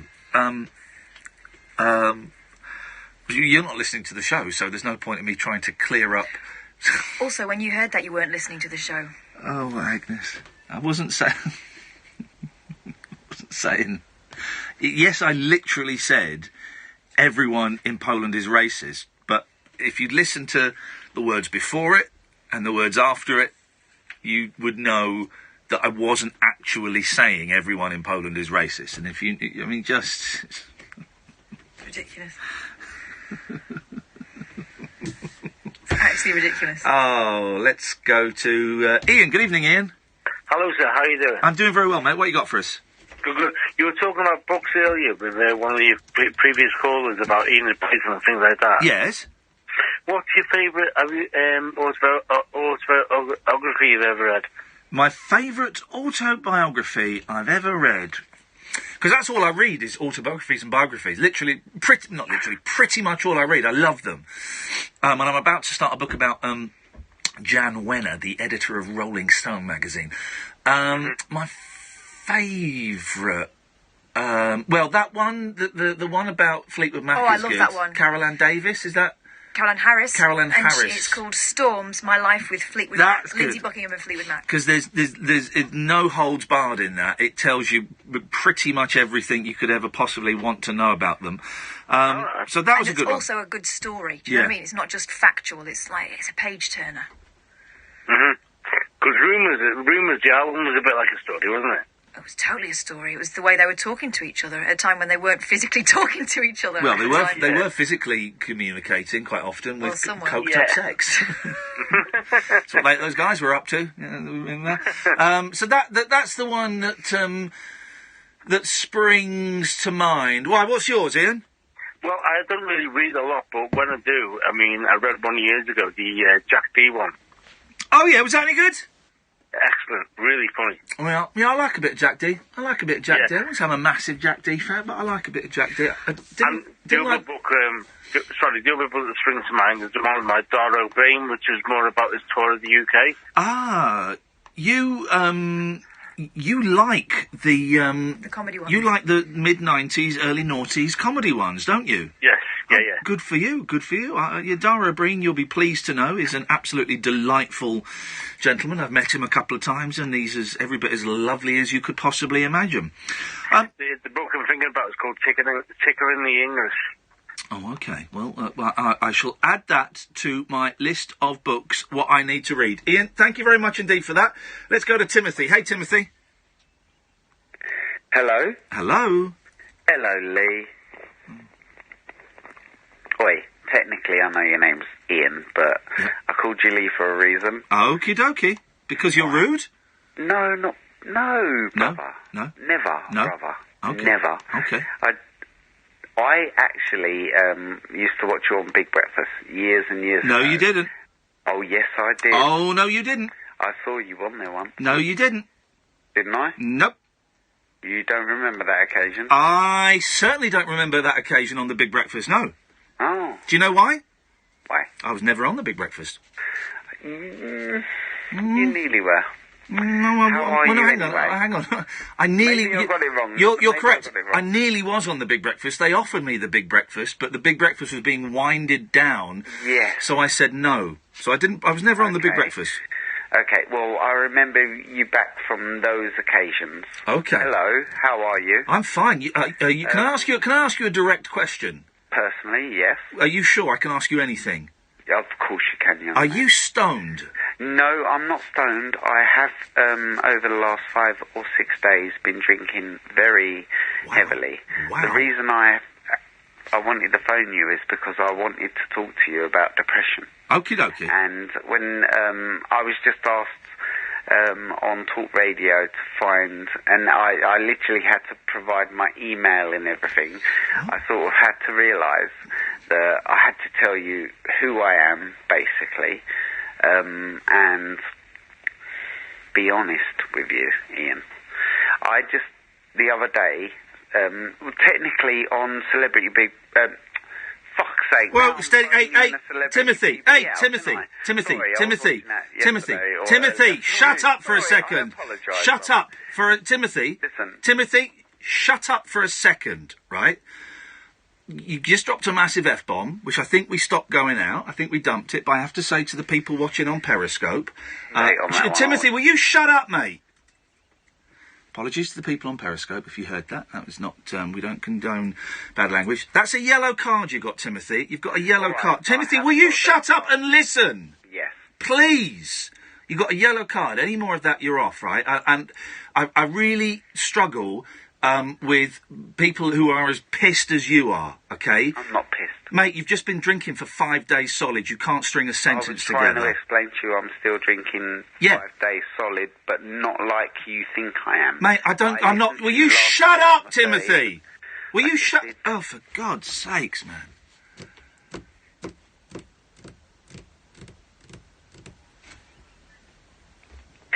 All right, I won't say it again. Dude, I really struggle. I find drunk people really boring and rude and ill-mannered, right? So if this starts going off on too many different tangents that aren't fun, I'm going to say goodbye to you. You drop one more F-bomb, I'm going to say goodbye to you. All right? So you don't swear at people too. I get that. I understand. I apologise. Timothy, and you stop being as obnoxious as you're being. We don't allow the F-bomb on the radio, okay? Okay. Right. What have you phoned in to say? How are you? What have you phoned in to say? Life. What I actually wanted to talk about depression with you. And I was very, I understand why you're like that with me. I understand. No, you don't. Tell you what, give us a call when you're sober. I don't want to talk to you when you're drunk, mate, because it's going to do no one any good. You don't like that because it has to reflect back on you, doesn't it? No, mate, not at all. Yeah, it fucking does. Right, there you go, buddy. It does. There you go. I don't like... listen, drunk people I find really tedious and boring. Drunk, aggressive people... did we dump that one? Tell us when we got some delay back, please, Sam. Give us a nod. Because I'm going to give Timothy one more chance, right?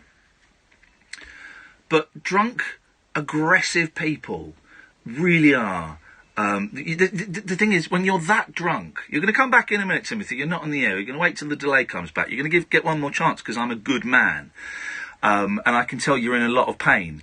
But you need to listen to what is being said, buddy. Okay, so you just need to just reel it in a little bit, and you need to listen to what is being said. You're not on the air right now. Right, we've got some delay. Ian, do you want to talk or say hello? Come on. You always wanted the banter. Ian, come on. Give me a challenge. I wanted to... Okay, I've got a challenge. I've got a challenge for you. Depression. I've got a challenge for you. No. You just asked for a challenge. You just asked for a challenge. I've got one for you. Instantly, before you even knew that I haven't actually had a drink today. I'm just sobering up from the day I had the worst day I had of my life. You're not sobering up. You didn't even give me the opportunity. Because you swore, mate. Last year on the 30th of September, that twat phoned you up and explained what he said. And technically, when he said that to you, I didn't want to defend him. I wanted to defend you. Does anyone know what you're talking about? Respect you. And you know the guy who did the penile on the back of your car? Guess what? You made a big ass deal about that, and I thought he fucked your car up. Right, okay, Timothy, there we go. I mean... What is he on about? Apologies to Periscope. Apologies. I mean, he's had 3 chances, so I can't let him back on air, and also he's a bell end, so... He doesn't want to talk. No, he's drunk. He's drunk. He's drunk and aggressive. I'll talk to drunk people, of course I will, but you've got to have a little bit of humility, buddy, and that's not what you got, Timothy. You've just got aggression, got a chip on your shoulder. Yeah, I was upset when someone drew a penis on the back of my car. That was offensive to me and my kids. So, yeah, we dedicated a whole show to it, and we found the person, and they apologised. So that was great. That was a deeply upsetting moment in my life, someone thinking that it was acceptable to draw a penis on my car. Deeply upsetting. Yeah. You should just be lucky no one's drawn a penis on your car, Yeah. Or on your back. Timothy, listen, Timothy's still on the line. You're not coming back on air, mate. You've had 3 F-bombs, right? And you're aggressive. You asked me to set you a challenge. My challenge is, what day is it today? Thursday. Give us a call Monday, sober. Give us a call Monday without having had a drink between now and then. I will happily talk depression to you. And we'll play back what we can of the recording of you on the show, so you can hear how aggressive you've been. I don't know if you've got a problem with booze or if you've just been on a bender. That's none of my business. I'm sorry that you are struggling with depression. I'm sorry that you've been on a bender, but also one has to. I've been on benders and I have been aggressive to people and rude to people, whether it be a drug bender or a booze bender or whatever. But then I have had to, at some point in my life, accept that my behaviour, even though it may have been fueled by alcohol or drugs, that my behaviour was unacceptable, and I've had to go back to those people and apologise or try and make amends, either directly or indirectly. I'm not saying I necessarily want you to apologise or any of that, but I do hope that at some point you realise that your attitude and your behaviour on this show is inappropriate and that you've been aggressive.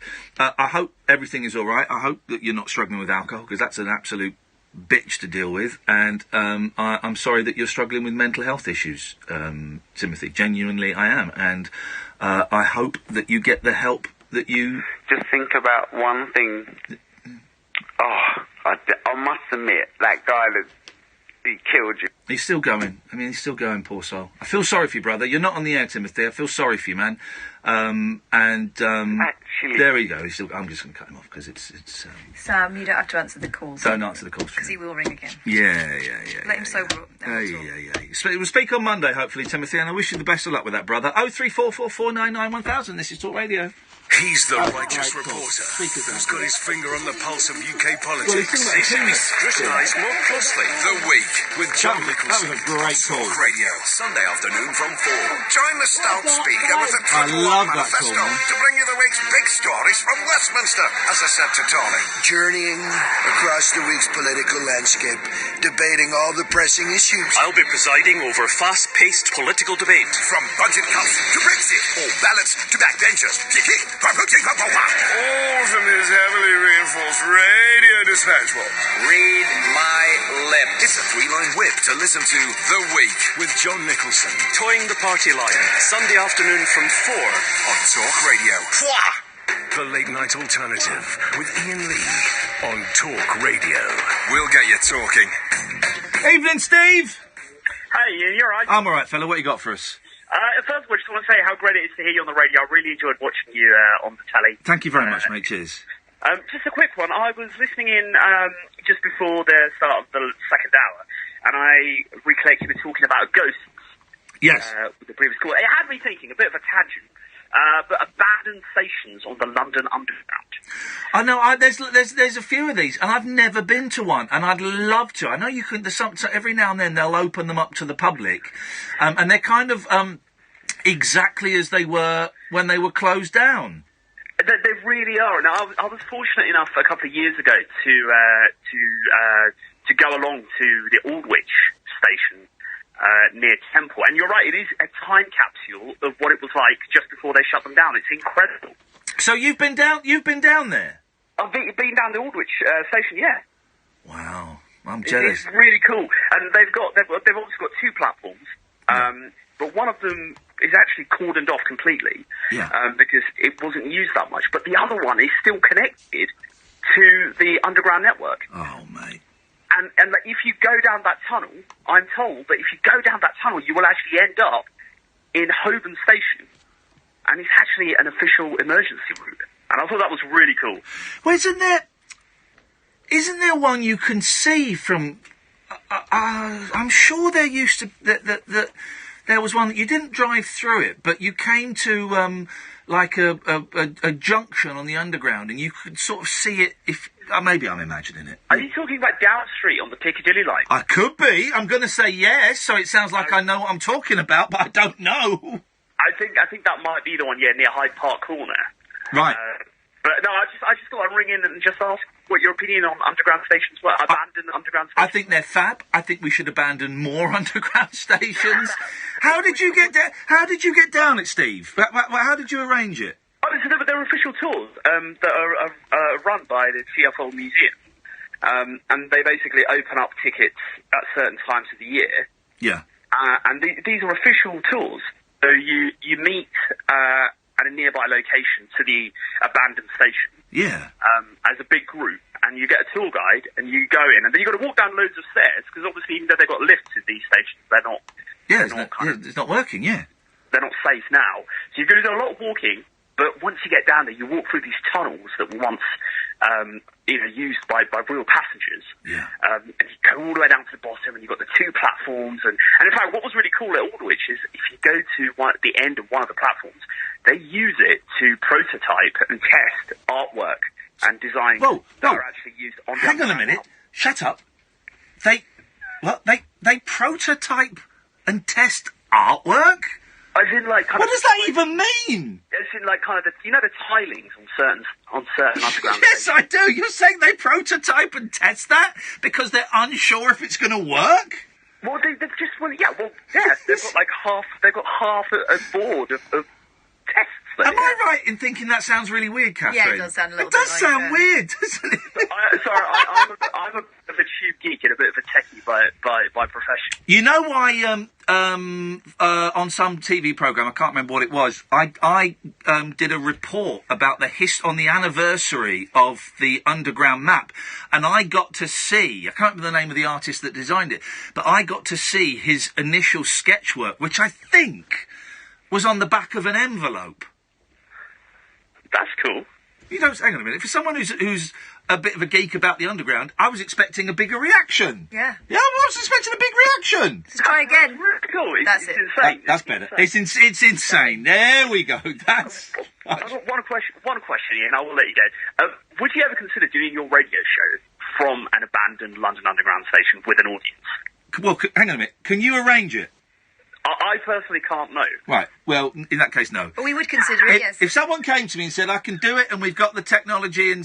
then of course I would. Fantastic. Cheers. What was that laugh? What was... Hang on a minute. What was that laugh? Have you just won a bet? Was this whole thing you bet someone... I bet I can get him to say he'd do his show from an underground. You watch. Not at all. I promise you, I've just taken a puff of my Ventolin inhaler. Are you sure it's Ventolin you're inhaling at the moment, Steve? It is Ventolin, sorry. I'm a bit of an asthmatic and I've just come into the cold. All right, well, listen, thank you, Steve. I appreciate that. I enjoyed that call a lot.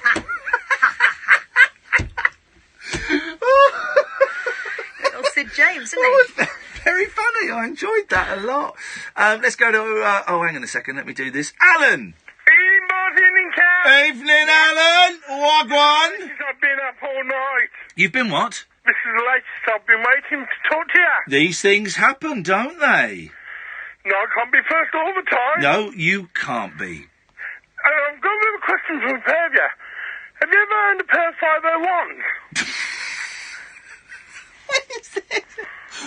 Can we get the drunk bloke back on, please? Because that made more sense than this. Well, let's start with Catherine. Ask the question to Catherine, please. Have you ever had a pair of 501s? Yes, I had a pair of 501s. I also had a pair of 901s, I think, which was the female version of... Which coped for a slightly bigger, rounder bottom. And I seem to recall with the 501s, I did the thing of getting in the bath with them on. Didn't make any difference, just had wet jeans. So that advert in the bath was a complete myth? I think so. No, the advert in the bath wasn't shrink to fit. You had to get shrink to fit. Oh. And shrink to fit jeans. So... well, they didn't. Well, no. Didn't make any difference, they were just wet. Okay, well, that's your beef with them. Ask me the question. Because we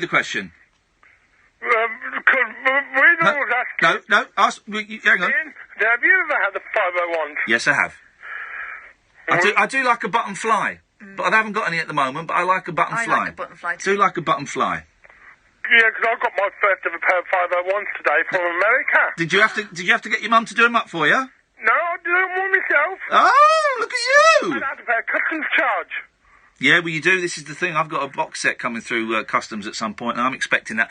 We have your package. It's going to cost you another £25 to... Which means 18. Why did you order them from America? Because it was on eBay. Oh. Right. But how much did they cost? Do you want the British price or the American price? The British price would probably make more sense to us. 67 quid. Right, 67? Well, 67? Yeah. Were they originally owned by James Dean or something? No. They come from America. Yeah, right. And were they Levi's, yeah? Yeah, original Levi's, red tab and everything. Right. Okay, and you paid 67 quid, plus how much import duty? That's £18.84. So that's about 85 quid you've paid, right? Yeah. I'm online now. You can get a pair of Levi's 501s for £38.74. Yeah, I know. Are they size 50? Yeah. Size 50, 30 leg. Right, okay. Let me check. I'm just looking on Amazon, but size 50, 30 leg. Right. Yeah.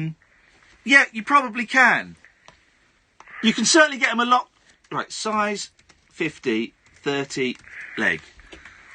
Alright, you can get them for about 50 quid. Blimey, eBay scammed me. No, they've not scammed you, because it's not like it was a trick. Just you were dumb. Well, it's the price you pay for being successful. No, it's literally the price you pay for being dumb. Well, it was my last purchase of last year, anyway. Well, let's hope that 2018 proves to be more successful in terms of your purchases. Paid 85 quid for a pair of jeans. Well, listen, he sounded very happy about the purchase until we started looking it up. Caddick. I want to start selling some stuff to Caddick. Because it turns out buying old crap. 03444991000. That's been a very strange 20 minutes of radio. Let's see what happens after this. Across the UK, online Alan and Caddick. on DAB. Talk Radio. We have ways of making you talk. At Wickes, our biggest ever kitchen and bathroom sale is on right now. Choose from over 45 stunning styles. Book your free design appointment at wicks.co.uk. 'Cause since you've been sold, dun, dun, dun, I can't breathe for the first time. I'm so moving on, yeah, yeah. Thanks to you, now I get what I want. Since you've been sold. eBay. Snap it, list it, sell it. The easy way to make room for the new you. Download the app and start selling now. eBay. Fill your cart with colour. Oh, come on! What? We're losing 3-0? And if they score another, I'll win £1 million. £1 million? Yeah, on the Sun's new Sun 6 game. Get 6 scores right this game week and you'll win more cash than Neymar gets in a week. Oh no, there they go. Yes! Sausage rolls on me! Think you know the score? Prove it and you could win £1 million with Sun 6. Play for free now at thesun.co.uk/Sun6. Sun 6 powered by Sunbet. All free play token. Customer game. T's and C's apply. 18 plus. BeGambleAware.org. Even if you only employ one person, No, the you have to 85 was provide a with the workplace customer. pension. Yeah. It's the law. Get to know your responsibilities with help from the pensions regulator. Visit workplacepensions.gov.uk. The mother of all talk shows with George Galloway. He's back on Talk Radio. Listen up, comrades of the world. Unite! Our glorious leader, George Galloway, returns to the UK airwaves with the mother of all talk shows. The switchboard is lighting up. Controversial conversation and cutting-edge current affairs comment with the notorious B.I.G.G. Listen, this guy's a nightmare. He's not a great guy, folks. The mother of all talk shows with George Galloway. Tomorrow night from 7 on Talk Radio. I did not say that. Across the UK, online and on DAB. The Late Night Alternative with Iain Lee on Talk Radio. Let's go to David. I'm expecting anything now. It really has. Good evening, David. Hi, Ian. Hi, Kath. How are you? Yeah, I'm alright. How are you? I'm jolly, yeah. You don't sound it, mate. Oh, really? Okay, it's late, but yeah, I'm really jolly. I heard you on... was it with Dotton I heard you on the other night? Ooh, yeah, you did. Yeah, Which one was he? Sorry? Which one were you? He was David. Oh, which David? He was this David, talking about his dog passing. Ah, yes, I did hear that. Yeah, I heard that. Oh, no, hang on. Dog passing, no, that was... Oh, no, was that not you? What were you talking about then? There was a caller on there that was one of ours that calls us. What were you talking... Because I did hear you the other night. What were you talking about? With Dotton, oh gosh, that would have been on the other station, wouldn't it? Mm-hmm. What, BBC London? There's a horrible echo. I can't do anything. I mean, if I do this, sometimes it works, but it doesn't always. Is that any better? Oh, it's gone now. There we go. Gone. No, yeah, it's gone. Okay. Yeah, Dotton's a lovely man, isn't he? And we've rubbed shoulders over the years because we're similar ages. What do you mean, rub shoulders? Well, we've kind of, yeah, just because we've. You know, I'm old. Okay. So, I don't know. I'm not sure you know what rub shoulders means, but let's not dwell on that. I like Dotton a lot. I like him a lot. I didn't used to like him on 5 Live because I thought he was a bit boring, but I like him on BBC London, and it's. I thought he sounded bored rather. Yeah, than bored. boring. You're right. He sounded bored. But I like him on BBC London, and it's because you get to hear him on BBC London. He's allowed to be him. And I think he's great. He's a cracking listen, and I quite often shouldn't say this, but generally I listen to him on my way home. Next time you're on there, tell Dion from Langley that he's got to start calling me. Yeah, Dion's quite a character. Yeah, I know. He used to call me years ago, and I don't think he knows where I am, but I would love to have a chat with Dion. Yeah, well, I will pass that message and on. say hello to Dotton for us, because genuinely, me and Kath are big fans. Yep. Yeah, well, so am I. Lovely. All right. What you got for us? What you got for us tonight, David? Back in the early 70s, when package tours kind of kicked off, me and my family went to Majorca. Here we go. I think it was 1973, by memory. Yeah. I was only a nipper. And I bought a straw donkey. Hey! It's taken an hour and 10 minutes, and someone's called in with a topic I put out there. I feel like a proper... an hour and 40 minutes. I feel like a proper broadcaster. Now, when you went in 1973, that would still be Franco years, so I bet it wasn't the hotbed of drunkenness and topless swimming that it is now. Well, I'll be honest with you, Kath. We went in March. The weather was crap. It rained. And we went for a weekend. And it was the first time I'd ever been on an aeroplane, and it was, like, really exciting, you know, package deal, deal to Majorca. And for the whole weekend we sat in the hotel because it poured with rain. But I did come home with the donkey, and I had it till about 10 years ago, and it had just finally fallen apart. And I wish I had photographs of it. So it did. You where did you display it? Well, I'm a bit of a hoarder, so I kept it. Yeah. You know, in the parents' house, and when they passed away, I kind of went back to it, and it had, like, it was nothing. Oh, mate. It was like a straw bale with a bit of a saddle on it, to be honest. What a shame. But happy memories of that holiday, because I felt like I was flying first class going to Majorca, because nobody else had ever done that. I was like the bee's knees at school, I remember that. And I do remember my father saying, what a bargain, it cost 30 quid for the whole family to go. Wow. And you had to carry, because it was that classic thing of you had to carry that donkey on the plane with you. Absolutely. Why did you buy it? What? I could never understand the mentality of people that bought it. What did you think? What were you thinking, man? Well, I was only 12. Oh, okay, all right. Now, in that case, you were okay. Fine. Plus, he was going to an exotic place, and it was something typical and recognisable of that place, I guess. All right, Catherine. Blimey, if you love him so much, why don't you go and marry him? Well, he's not got the donkey anymore. Oh. I'm sorry to hear that, bud. I'm sorry to hear that, David. All right, listen, man. Nice one. Thanks for calling. Pleasure. Ta-ta. There we go. That was nice, wasn't it? Timothy, I can see you calling, mate. But not tonight. Not tonight, buddy. Maybe Monday. Maybe tomorrow. Let's see. Good evening, Ray. Good evening. Flipping heck, that's sparky. Well, last time I didn't get in early enough and you went to another person. Okay, no, good. That's what we like. Well done. Thank you. Get in quickly. Those gaps. Get in quickly. So, first of all, I have to applaud you because I fell asleep on the sofa after your show last night, so I put the telly on about 7:30 this morning. Yeah. And saw your great game you did on GMTV. Oh, mate, it was the silliest, most wonderful thing. I was in my element there doing a quiz with Anthony Cotton and Alex Beresford, the weather guy, about skating, and it was lovely. It was ramshackle, it was 2-bit, and it was just a joy to do. I'm having the most fun there. But it was effortless. It was really effortless. Well, from everybody who put that segment together, I don't think there was any effort involved whatsoever, and it was quite clear. But even when you turned round to the camera and said, is this actually live on ITV at the moment? I forgot. I tell you what I forgot, because I haven't really done live TV for ages.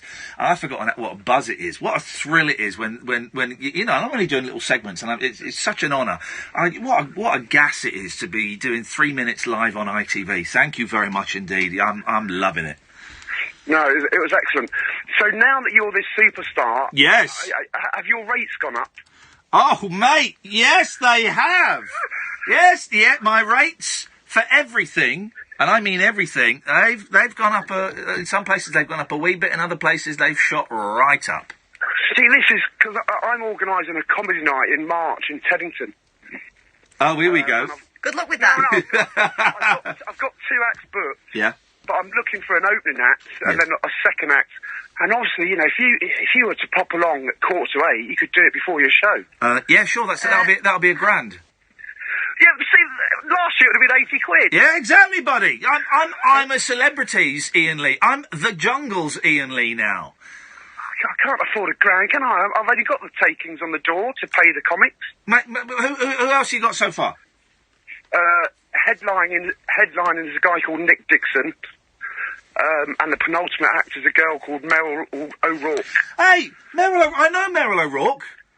She's great, really good. Meryl O'Rourke, I don't know Nick Dixon. I'm sure he's wonderful. I know Meryl O'Rourke, and she messaged me. I literally replied to a message she sent me saying, "Are you doing stand up at all?" Is that what this is about? No, not at all. She opened for Frankie Ball on his last tour. She's just great. I know exactly who Meryl O'Rourke is. She's brilliant. Yeah. Yeah, so she's the penultimate, and then a guy called Nick Dixon, who's very good. So I've just seen a tweet. I've just seen a tweet that Roger sent about Alan. I think Caddick has bought a pair of Lovi's 503s. Oh, Roger, well played, sir. Well played. But the thing is, I'm not a stand-up. No, but it wouldn't be to do stand-up, you see. I've got it all planned. You could just talk about the jungle. No. They love it. No, they wouldn't. They love it. They wouldn't. No, certainly not in March. Everyone's sick of it now. I get the tweets I get when I'm on GMTV saying, "Oh, not this tosser. He was boring enough in the jungle, and he won't stop banging on about it." I get loads of them. So I appreciate the interest, Ray, but I'm going to have to pass on this occasion. Well, but you wouldn't do it for £80 anyway, would you? No. So you should get a magician. Go and have a chat. I mean, I don't know what his rates are, and he'd certainly want more than £80. But go and have a chat with Pete Heat, the magician. Yeah, and I can't, because like I said, I'm hoping to sell 6 tickets at £6 each. How many tickets? 6? 60 at £6. So obviously £360. Yeah. And I've got 4 comics to pay that. Yeah. And, I'd like £40 myself, because apparently I'm comparing it. Oh, there you go. Yeah. So I couldn't stretch to any more than that, really, because obviously I've paid the headline and the penultimate, that they obviously get the most. Yes. Oh. And so hang on, so you're offering me less than Nick Dixon and Meryl O'Rourke. Thanks for calling, Ray. Keep laughing. There we go. Because you could be the only one. Let's go to Jonathan. Good evening, Jonathan. Evening. Evening, Jonathan. What have you got for... Sorry to keep you waiting so long. I know you've been on the line for ages. What have you got for us tonight? I'd like to complain about Tetsuya Naito's loss at Wrestle Kingdom earlier today. Oh, just say that one more time for the heart of thinking. What did you say? I'd like to complain about Tetsuya Naito losing at Wrestle Kingdom 12 earlier today. I thought that's what you said. I just have to make sure. You've called the right number. This is the Tetsuya Naito losing at Magic Mountain hotline. What would you like to say, caller? I'd like to say that you jinxed him. What? Deliberately. What the heck? This is libel. This is slander. Get my lawyer and get me a gun. Because when you did that fake blessing for him, I bet you had your fingers crossed or your legs crossed. I'm going to be honest. I haven't got the foggiest what you're talking about. You've probably caused riots in downtown Tokyo tonight. Let's go to the next paragraph and not answer the question. I've got no idea what this man is talking to. Catherine, defend me. He's coming on and he's libeling me. I've got no idea what he's talking What's about. What's he supposed to have done with his legs crossed? Given a fake blessing, but it's actually a jinx on this wrestler. You didn't give him any blessing at all, did you, Ian? Have you blessed lately? I Anyone? don't remember. Hulk Hogan, wasn't it? No, I didn't bless him. I blessed his tape that was doing the rounds. Oh, right. Well, so what happened? He lost. Okay. Well, yeah. And he wasn't supposed to lose. He was supposed to win. Yeah, you're right. I did. You actually jinxed him. Yes, I did. And it turns out that my jinx had worked, Jonathan. And what are you going to do about it, fella? Well... What are you going to do about it, fella? What are you going to do about it? I jinxed him. Yeah, it worked. I put a hex on him. That's right. What are you going to do about it, Jonathan? Oh, dear. You're going to have a load of Japanese wrestling fans coming after you. I'll jinx them. I'll jinx them all, Jonathan. And I know that we are big with the Japanese wrestling community. I know that. But I'll jinx all of them. Give me another wrestler and I'll jinx them. Kenny Omega. I'm not going to jinx him because I like him. Yo! There you see? No idea what that was about. No. Honestly, this last 40 minutes of radio has been absolutely crazy. But don't worry, we can slow things down now. Here's Kadir. Hi, Ian. How you doing? Hi, Kath. Hi. Hi, Kadir. I know we're all tired. I know we're all sort of sluggish, Ian. Yeah, but at least me and Kath are making an effort. I'm making an effort. Oh. I've had a chocolate just now. Wowzers. I had it from the box of Cadbury Heroes, and it's still one from Christmas. So I'm just letting it go down now.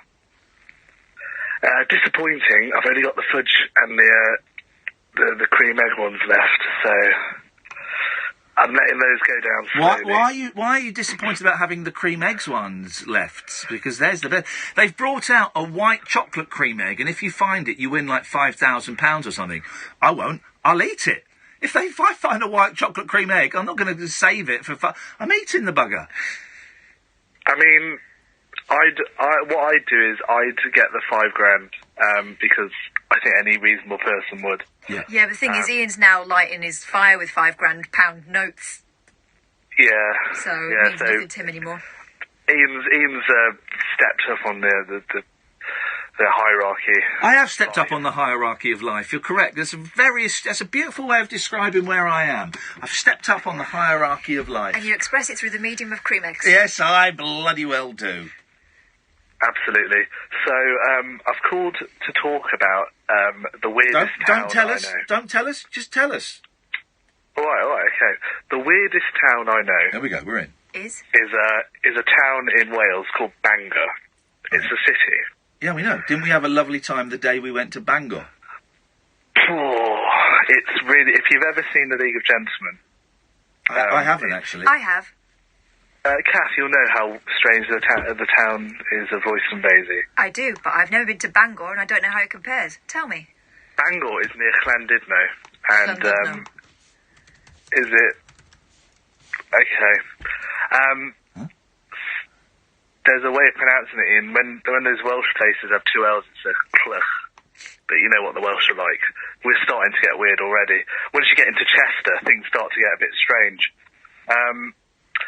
So I went to Bangor University for about 3 weeks, and I had to leave because of how strange the town was. It's technically a city. I think it's the third smallest city in the UK, maybe, or Wales. Didn't we have a lovely time the day we went to Bangor? A beautiful day, we had lunch on the way, and all for under £1, you know. But on the way back, I cuddled with Jack, and we opened a bottle of cider, singing a few of our favourite songs as the wheels went round. Absolutely. Thanks very much for your call, dear. It's appreciated. 0344 499 1000 is the telephone number if you want to give us a call. This is talkRADIO. talkRADIO. Join the Talk Nation. Pick up your phone. What's a load of old rubbish? We'll get you talking. I'll have a minty tea. Hi, Melanie. Steve here Please. from the Big Lottery Fund. How you doing? I'm fine, thank you. I'm calling with some great news. Your application was successful. I didn't plug my computer in. Could you... No way. Melanie helps older people in her community stay young with dancing and cooking classes, thanks to National Lottery players. Oh, dear, I have no idea. Thank you. Help make the extraordinary happen. Play Lotto this Saturday. Rules and procedures apply. Players must be 16 or over. I didn't play with toys as a kid. I played with engines. Became a mechanic's apprentice at 16, but eventually I wanted a new challenge. So I joined the Navy, and I took what I knew about cars and applied it to destroy Strange old show tonight, guys. Hope you're digging anything, anywhere, in any situation. And now I help keep £1 billion of warship up and running at all costs. Me, Ravi, born in Stockport. We got no calls, so now's a great time. Start your journey. Search Made in the Royal Navy. Winston Wolfe, Direct Line. You're Harry the Plumber. Yeah? A successful small businessman like yourself needs protection. Meet Lars and Vlad. They're big. Hello. Big shot lawyers, that is. See, they create and check legal documents that you can download. So you're covered. And this legal document service comes with your Direct Line insurance. Wow. Yeah. Direct Line's public liability insurance includes a legal document service. Can your insurance do that? Search Direct Line Public Liability Insurance. New and existing customers underwritten by UK Insurance Limited. Across the UK, online and on DAB. Talk Radio. For those about to talk, we salute you. Talk Radio. Good evening, I'm Ashley Tuttle. A woman who was attacked by one of Britain's most prolific serial sex offenders says she's shaken up by news he's going to be released from prison. John Warboys, who's linked to 100 rapes and sexual assaults, has spent less than 10 years in jail. The decision to free him on licence has angered campaigners. Neil Henderson's the boss of charity Safeline. The reaction, and we've spoken to a number of clients through our national helpline, is one of absolute fury. And many survivors of sexual abuse feel that the criminal justice system has let them down yet again. Scotland Yard wants £38 million from the government to pay for its investigation into the Grenfell Tower fire. Around 200 officers have been working on the case since June. It's cost £11 million so far, and another £27 million is expected to be spent this year. Theresa May has apologised for non-emergency operations in England being postponed because of winter pressures on the NHS. The number of patients having to wait in ambulances outside accident and emergency wards for more than half an hour have increased. A&E senior sister Amanda Dean says there's a crisis every year. I'm aware of the political things that are going on about whether you meant to use the word crisis or we have plans in situ. That's all fine, but it's still lots of people coming in needing to be treated. It's challenging for patients and for the staff. I think there's a lot more work that needs to be done. A third man's been arrested on suspicion of murder after a 20-year-old was stabbed to death at a New Year's Day house party. Steve Frank Narve Arias was pronounced dead at the scene in Islington in North London. For your weather, it's going to be rainy and snowy tomorrow, sunny spells later with a chance of some thundery showers, feeling cold with highs... Low-Vise 503. The Late Night Alternative with Iain Lee on talkRADIO. We have ways of making you talk. That's conclusive proof that the 70s were awful. I mean, they really were awful. Everyone says, the 70s, it's such great music. No. Punk was like a finger click, and most of punk is rubbish. The classic rock was... That is what the 70s sounded like. That's the 70s that I knew. You forget all your Led Zeppelins and your Slades even, and Bowie and stuff. That was what got played on the radio all the flipping time. Hey, you know what makes me angry? You know what makes me the angriest? Everything. No, the angriest. The angriest is the people that predict horrific events and do nothing about it. Right? Yes. Do you know? I've got a spot on me. I'll squeeze that. Ow! Can't squeeze it. Do you know who predicted 9/11? Yes. Christine Bleakley. She predicted 9/11 and did absolutely nothing about it. She's almost as guilty as the people that hijacked those aeroplanes. Telly host Christine Lampard, Bleakley, saw the 9/11 terror attacks in a dream just days before they happened, she claims. Christine, 38, saw herself in one of the planes that hit New York's Twin Towers in 2001. The star of ITV's Loose Women said, "I could see straight ahead through the cockpit. It was open. I could see us going into the building. I could see hundreds and hundreds of windows. This was days before. And then I was in work on the day it happened and thought, I saw that." The terror attacks killed 2,996 and injured more than 6,000. Christine claimed last year that she saved former footy star husband Frank, 39, from falling scaffolding after predicting it would happen. Right. I love the way that the Sun is saying she claims. They're basically going, yeah, Chinny Recon, Jimmy Hill. If this is true, we need to harness it. Why is this woman not locked up in a government laboratory, reading people's minds? Or on a ducking stool. If she saw it, she should have stopped it. She uses her power to save her husband from falling scaffolding, but didn't use it to save 2,996 people. 0344 499 1000 is the telephone number. Good evening, Amanda. Hello. Hello, Amanda. I'm calling about Spanish donkeys. Yeah, we go. Of course you are. Of course. What you got for us?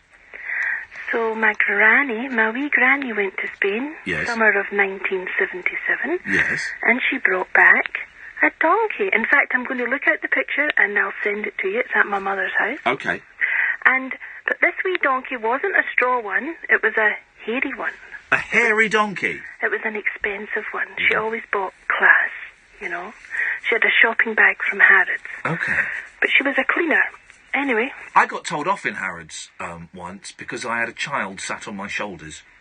Oh, dear. And I said, no. It's not that kind of place. This is not that kind of place. I said, no, stop that. So this wee donkey... Yeah? She used to buy sugar cubes. So, 1977, I was a child. So every time I went there, I had to give the wee donkey a sugar cube. Someone's asked on Twitter, I can't stop listening to this show because I'm just curious as to how much weirder it will get. Yeah. There's your answer, buddy. There's your answer. Hairy donkeys eating sugar cubes. Wowzers, that's, I'm sure that some people, that's a fetish. It could be. Could be. What happened to the hairy donkey? Well, that's the thing, I've got several things of hers, one of which is an old telephone table. Yeah. Another is the cigarette stands, those brass stands, those... Oh, yes. I've got one of them. Is it got, is it the one, if it's the thing I'm thinking of, it's got kind of a sort of a bowl thing, but when you put your cigarettes out, you sort of push down on a button, is that right? No, my other granny had one of them. They this were granny great. This granny had the classy one. It was more like a big, like the size of a plate, and it had a really heavy ashtray in it. I miss ashtrays. Ashtrays are great. Well, every time she changed her wallpaper, Yeah. she used to change the She used to get a new ashtray. Oh, my goodness. No, she would take a piece of wallpaper and put that round the middle of the ashtray to match her wallpaper. Oh, classy. So currently, Yes. since probably 1982, Yes. it's got red velvety wallpaper. Wowzers. In the ashtray? No, I'll have to take a picture and show you. There was Yeah. like a wee bit in the middle Okay. of the stand. Okay. So wrapped around it like a sort of the side of a drum. That's it, Catherine. Okay, wow, that So really is... every time, that got changed. Yeah. Anyway, I want to know, are you going to give Catherine the trophy from Mastermind? Let's go to Tom. No trophies required. I live on bragging rights. My mother has the trophy from Mastermind, and she's in a wheelchair. You want me to go and steal that from her, do you, Catherine? You probably do, because that's the kind of woman you are. Evening, Tom. Hello. Hello, Tom. I'm feeling a bit sick. I've had too much coffee. I've only had 2 Another coffees. day? Feel a bit sick. I've got I want to puke. I'm not going to puke, but I want to puke. Well, don't because of me. Oh, by the way, someone Al has just said that this last caller has got a perfect ASMR voice, right? Yes. No. Someone has been when I came out of the jungle.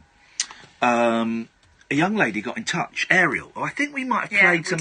Yeah, saying that she would come on and do some ASMR. We never got round. She'd come on and give us the tingles. Yeah. We never got round to organise it. Anyway, she's just she's recorded something. She's just sent it to me. She sent it to me earlier. Should we have a little listen to it? Here we go. Let's have a little listen. It's Ariel ASMR. So, I decided to make you an MP3 of various ASMR triggers. Now this is giving me the tingles. I don't like it. No, shush! Oh, Tom, you ruined it. Sorry. Here we go. The quality would be much more better. I feel like I'm being haunted. Tom, you are totally ruining the mood. I'm getting the tingles up and down my neck, right?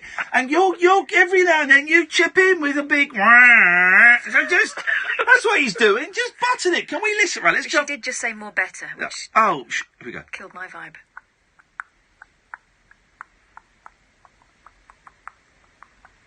Come in. Oh, right. You're worse. Can we get that drunk bloke on? He was better than you. I'm sorry. Hang on, here we go. Shh.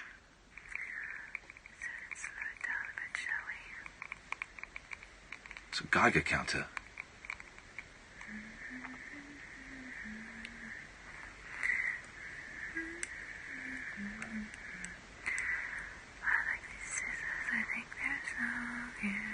Oh, I'm not. No.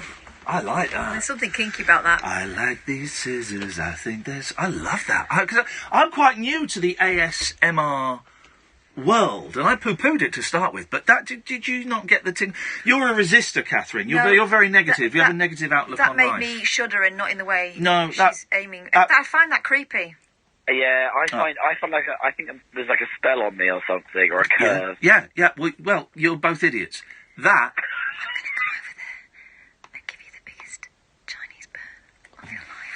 Can everyone hear that? Is that somewhat? Or is that in my head? Hear what? Oh God! I need to stop bringing in. And I'm gonna smack you. Periscope numbers are going up, guys. Periscope numbers are going up. Pitch all the way Here we go. No, they've dropped down to 0. It is kinky. It's weird. I'm going to say thanks. I had a flatmate that did it once in her room. What do you mean, did it in her room? She would, like, record it for people in her room. Wow. At uni, and I didn't really understand it then, and I don't really understand it now. You are very closed-minded. No, I'm not. I don't. Oh gosh, I am coming. I don't understand it, and it scares me. All right, here we go. No, shut up. Just stop it. I'm going to do it, because I'm going to do it properly. Stop it. I'm going to do it properly. Stop it. What I'm going to do is I'm very quietly going to crinkle some paper. No, but there's just Oh, Tom, will you shut... What is his problem with this fella? You've got to give it a little bit of voice, not just whisper. No. Yeah. I was giving it a bit of voice. Whisper. Right, shut up. Shut up. Oh, sorry. I'm going to crinkle some paper for you now. I'm going to rip some paper for you.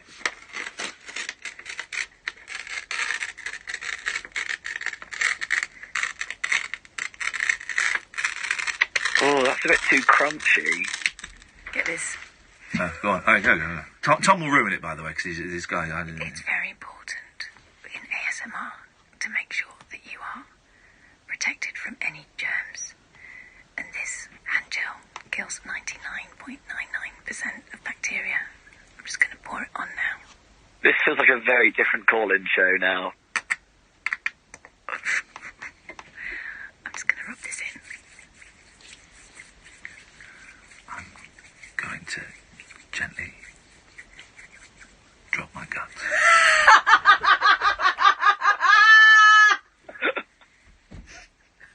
No change there, then. Oh, God. There's probably a whole market for that. Tom, what have you called in for, you sicko? I just wanted to know what your favourite takeaway was. That's all he wanted. Chinese. Chinese? Yeah, I love a bit of sweet and sour. I like a bit of sweet and sour. I find the choice too Chinesey.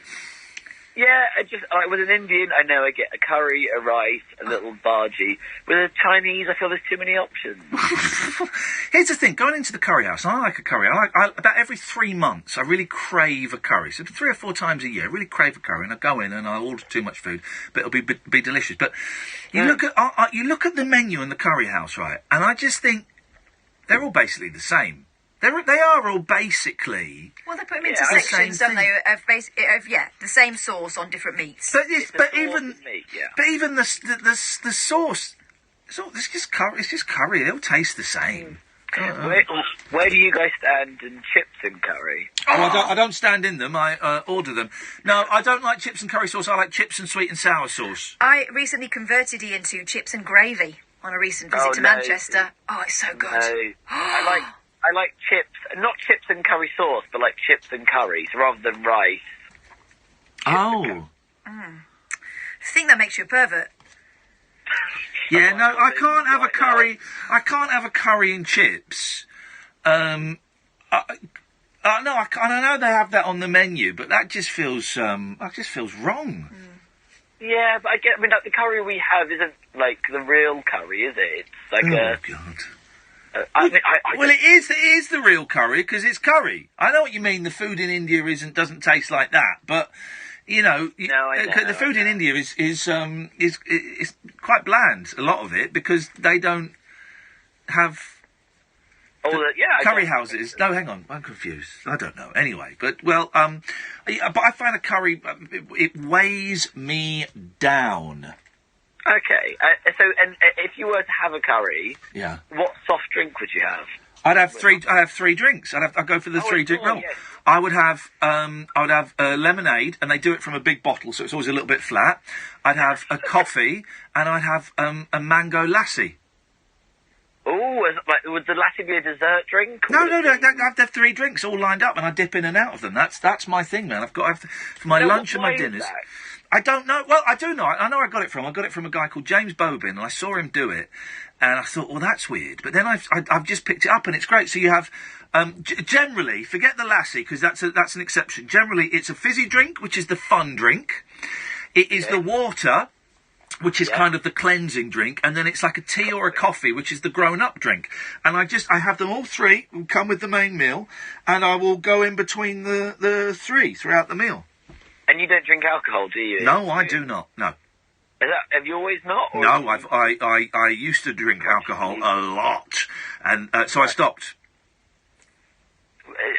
Do you mind me asking, like, what prompted you? What was the... you have to answer, of course. No, I was just drinking too much. I was drinking too much and taking too many drugs, and one thing would lead to the other, and the other would lead to one, and I kind of thought, I had to stop, or I was going to die. So I stopped. Right, so yeah, good on you. Yeah. And how long have you not done that? Well, which way are we counting? Let's say we're counting in the old-fashioned way. About 13 years. Wow. Yeah. Fair play. Yeah, it's all right, isn't it? But I tell you what, I'm now thirsty. It's a little joke. There's a little joke there for the boozers. A little bit of fun. It's a little bit of fun. Have we missed the quarter past break? That's Tom. We missed a break because of you, Tom. man. Sorry, we did the whole whispering curse thing. It wasn't a curse. There was no cursing going on. Tom, you made us late for the break. Tom, it's your fault because we're late for the break now. I'm sorry. I'm going to cut you off, Tom. That's fine. He took it like a man. Talk Radio. Contact Talk Radio. Call 0344 499 1000. Text Talk and your message to 87222. Text costs 25p plus your standard network rate. Or you can tweet us at Talk Radio. Talk Radio. We'll get you talking. Still haven't signed up for Talk Sports Selco Predictor? No. Why not? There's a million good reasons why you should. The Selco Predictor. Sign up now at talksport.com/predictor and use your footballing foresight for the chance to become a millionaire. £1 million. Plus, in January, win a state-of-the-art fitness bundle with Bose over-ear headphones and a Fitbit Charge 2 wristband. The Selco Predictor. Play to win £1 million. Download the Selco app now or sign up for free at talksport.com/predictor. Go, come on! What? We're losing 3-0? And if they score another, I'll win £1 million. £1 million? Yeah. On the Sun's new Sun 6 game, get 6 scores right this game week and you'll win more cash than Neymar gets in a week. Oh, no, there they go. Yes! Sausage rolls on me! Think you know the score? Prove it and you could win £1 million with Sun 6. Play for free now at thesun.co.uk/Sun6. Sun 6 powered by Sunbets. One free play token per customer per game week. T's and C's apply. 18 plus. BeGambleAware.org. As an employer, I like to look after my staff. Like remembering birthdays and making sure we don't run out of tea bags, that sort of thing. But I'm also responsible for the really important things too, like providing a workplace pension. But I've no say in what's on the radio. Even if you only employ one person, you have to provide a workplace pension. It's the law. Get to know your responsibilities with help from the pensions regulator. Visit workplacepensions.gov.uk. Since you've been sold, I can breathe for the first time. I'm so moving on. Yeah. Thanks to you. Now I get what I want. Since you've been sold. eBay. Snap it, list it, sell it. The easy way to make room for the new you. Download the app and start selling now. eBay. Fill your cart with colour. There's a lot to look forward to in 2018. Come on. The drama of the Premier League. Don't miss it. Golf majors and the Ryder Cup. I can't look, but I have to. Sky Bet Championship. Stick it between the posts. International Rugby Union. This is incredible. Formula One. Oh, my. And ECB Cricket. 2018 on Sky Sports. The Late Night Alternative with Iain Lee on Talk Radio. Right, we've got a lot of phone calls lined up, but talking about ASMR. For those who don't know, it's this phenomenon where things are whispered and low-level noises, and for some people you get tingles. For some people they don't get it, right? So we're just talking about that, and then Greenie's just tweeted me. ASMR is great to send you asleep with headphones on, especially ear cleaning sessions. Oh, God. So I've gone onto YouTube. Ear cleaning sessions, and there's loads of videos. Ear cleaning role play. So there's one here. This is twin ear cleaning that will make you tingle. Right, this is the Rapunzel ASMR team. Are you saying that? They're saying that, aren't they? Mm-hmm. This is stereo. Are you ready for another ear cleaning? Right, okay, right. So what's happening is... Okay, I get this. This is horny. This is scientifically fascinating. Where are you going? They're doing it in stereo. Yeah. You've got to put your headphones on. If you're listening at home and you've got headphones near you, put them on, because they're going to be doing it. They're cleaning our ears. That's the thing. No. That's what it is. They're cleaning our ears. Here we go.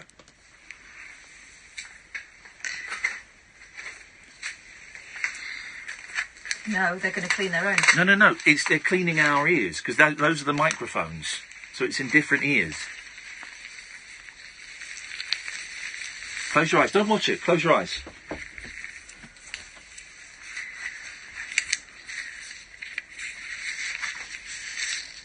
They're putting on rubber gloves in the video.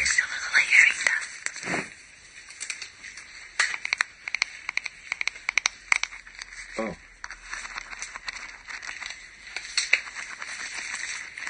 I'm going to start by having you listen to a variety of sounds to check how good your hearing is, okay?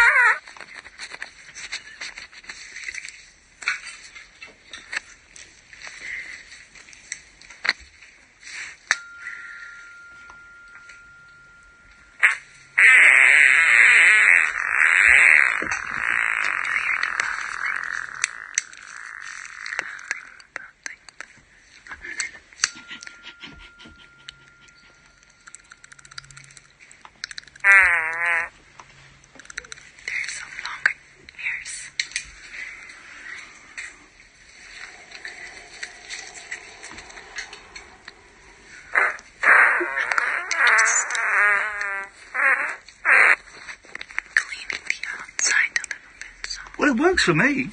I was getting the tingles there. Did it clean your ears, though? Huh? No, it's not meant to clean your ears. Oh.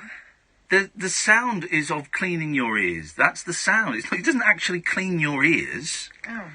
We can listen to more if you'd like. Yeah, I think maybe I need a little bit more. Okay, listen a bit more. So that's the sound of them cleaning your ears.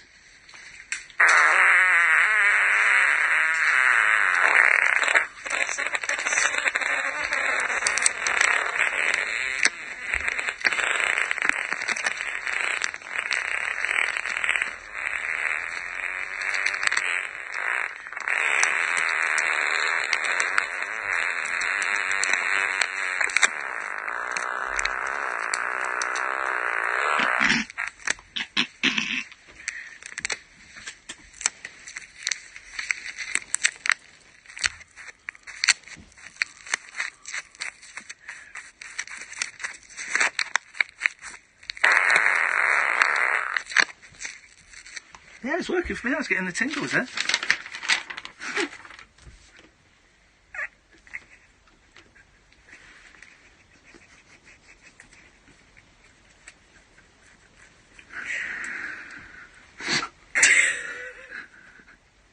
Rupert Murdoch and Rebecca Brooks going, hang on, we just gave this guy another 2 years? Thank God she's only got till March. Status report, Mr. Spot. Captain, I'm picking up distress signals from the neutral zone. We're getting numerous reports of a giant Borg armada armed with Thalaron radiation warheads headed straight for Earth. What are your orders, Captain? Well, Mrs. Sula, I don't really have an opinion on that. Julia Hartley Brewer's always got an opinion, whether you like it or not. Join me every weekday morning from 10 as I boldly go where no radio presenter has gone before, exploring all the biggest news stories and seeking out intelligent conversation. It's speech radio, Julia, but not as you know it. This morning from 10 on Talk Radio. The wild man of late night radio. The late night alternative with Iain Lee on Talk Radio. We have ways of making you talk. Right, let's go to some of these calls. Evening, Sandy. Good evening. Good evening, Sandy. Thanks for calling. What would you like to... Well, I've just been laughing my head off, following on to your recent... the bit that I last heard was about curry. Yes. Oh, yes. Then I was put on hold. Ah, yes. And the noises that I heard didn't really sound like ear cleaning. They sounded like you'd eaten a lot of curry, well, to be fair. Well, some channels were cleared. So, yes, exactly. That's what's getting all the kids hot under the collar at the moment. Is it the curry or your sound effect? I don't know. So we just playing the ear cleaning ASMR. That's what Rapunzel twins. That's what comes up. The Rapunzel twins. Great work there from those guys. So childish. So childish. It's brilliant. I never really heard of Talk Radio until I heard of you. Oh. And I just tuned in this evening. Oh, is this the first time? Is this the first time you've listened? Oh, Sandy, I'm so sorry. This is the first time, and I just and the heard last. curry sounds. Yeah, and the last. And discussions about donkeys and all kinds of things. Well, it's pretty standard. Yeah, it really is. Yeah, this is as good as it gets, I'm afraid. It's the best thing I've ever heard. Thank you. Thank you very much. I just wanted to have a big fat cry before I went to bed, and I thought I would just ring you guys in and say I'm going to listen again. Oh, well, good. I hope you do, because we are big fans of silliness and nonsense and utter guff. We're glad you found us, Sandy, and hopefully you'll stick with it. We're every Monday to Friday, 10 o'clock till 1 o'clock. 10 o'clock till 1 o'clock is kind of like my witching hour, and I'm definitely going to tune in. Nice one. I like what you guys do. I like the stupidness, and I like the funniness. I'm so sick of, all the depression and all those, random political conversations. You guys are a breath of fresh air.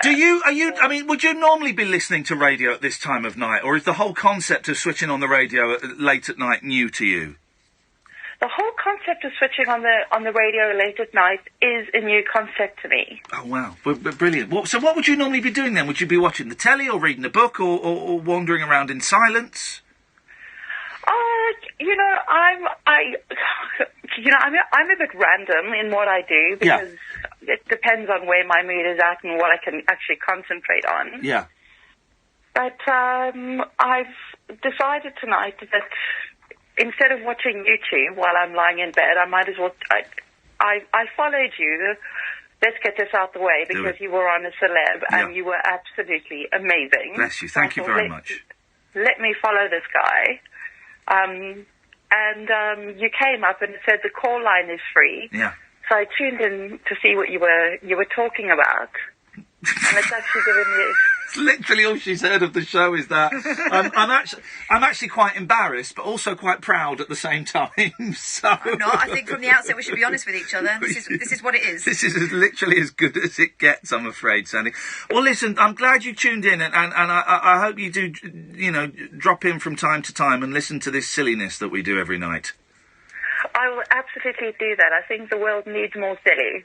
Oh, yes. It doesn't it? Oh, doesn't it just?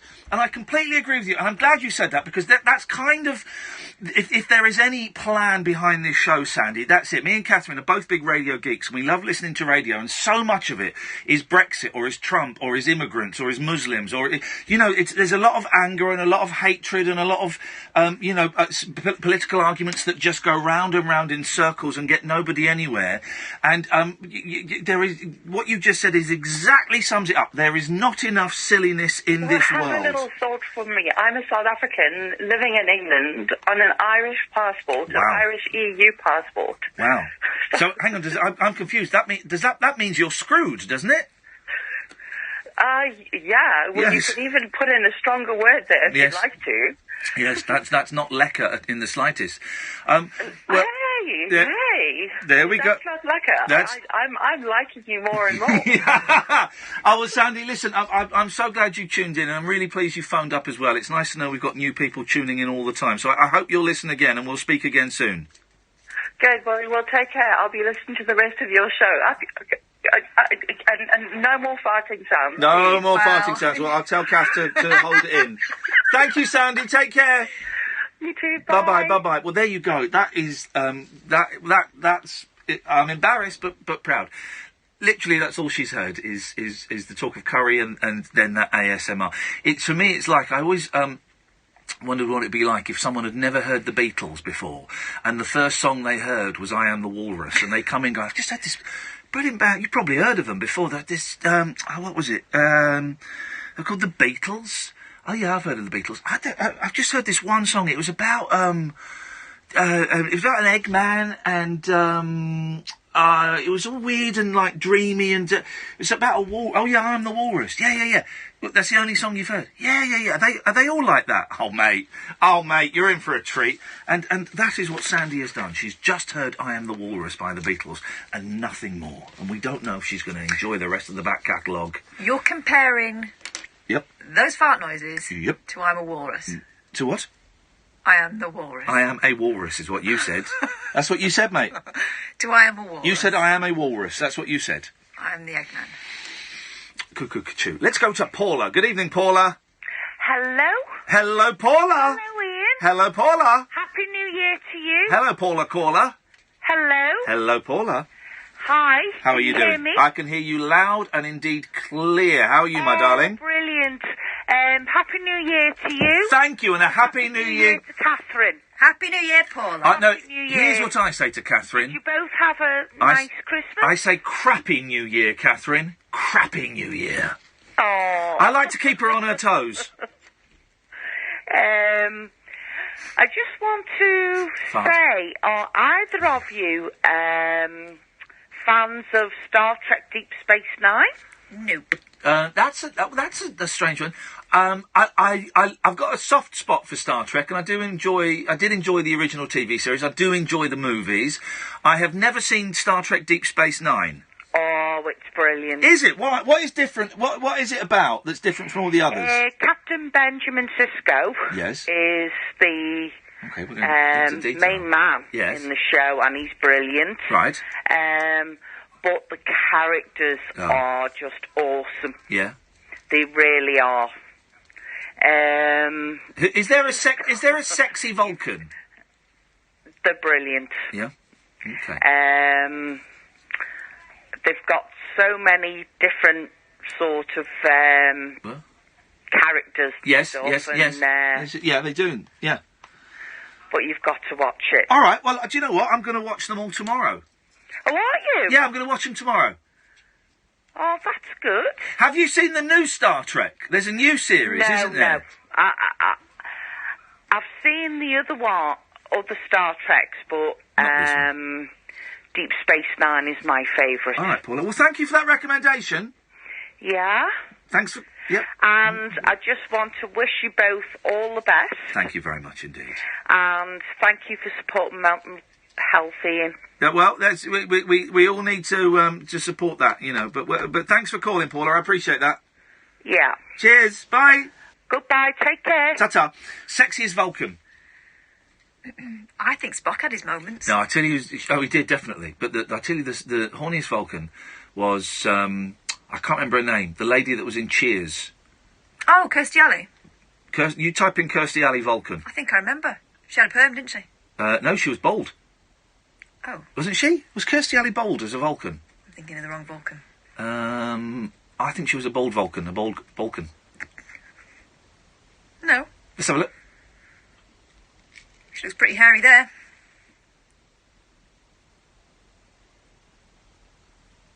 Who's the Vulcan I'm thinking of then? I'm thinking of a bald Vulcan.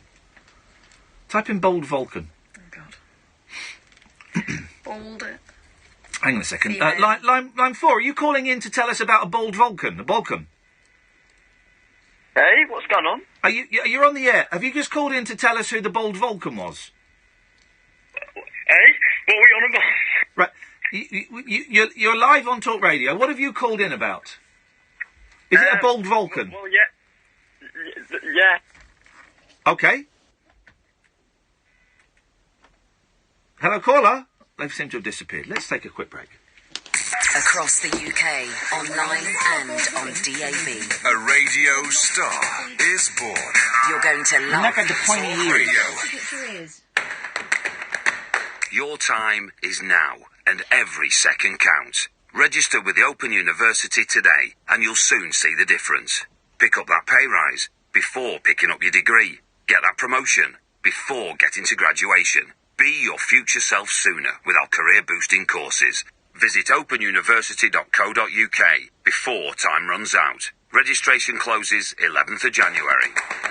The Open University. What's stopping you? At British Gas, we have everything you need for when winter Tom does its Gaunt's fan worst. page. Our home care Oh, boiler so a cover little starts from radio just host is saying £12 he's a not had a month. drink for That's less than 13 years. 40p a day, Bit of and includes attention a yearly seeking to service. me. Plus, Also, we're what a giving you up to boring £100 twerp. to treat yourself when you buy selected Gaunty, home go care to products bed, online buddy. by the Go 28th to of bed, mate. February. You've got a big So why meeting wait? tomorrow. Search British Gas Home Care. Terms and conditions apply.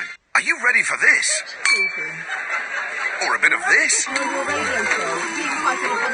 obviously this. Please, can I have another ice cream?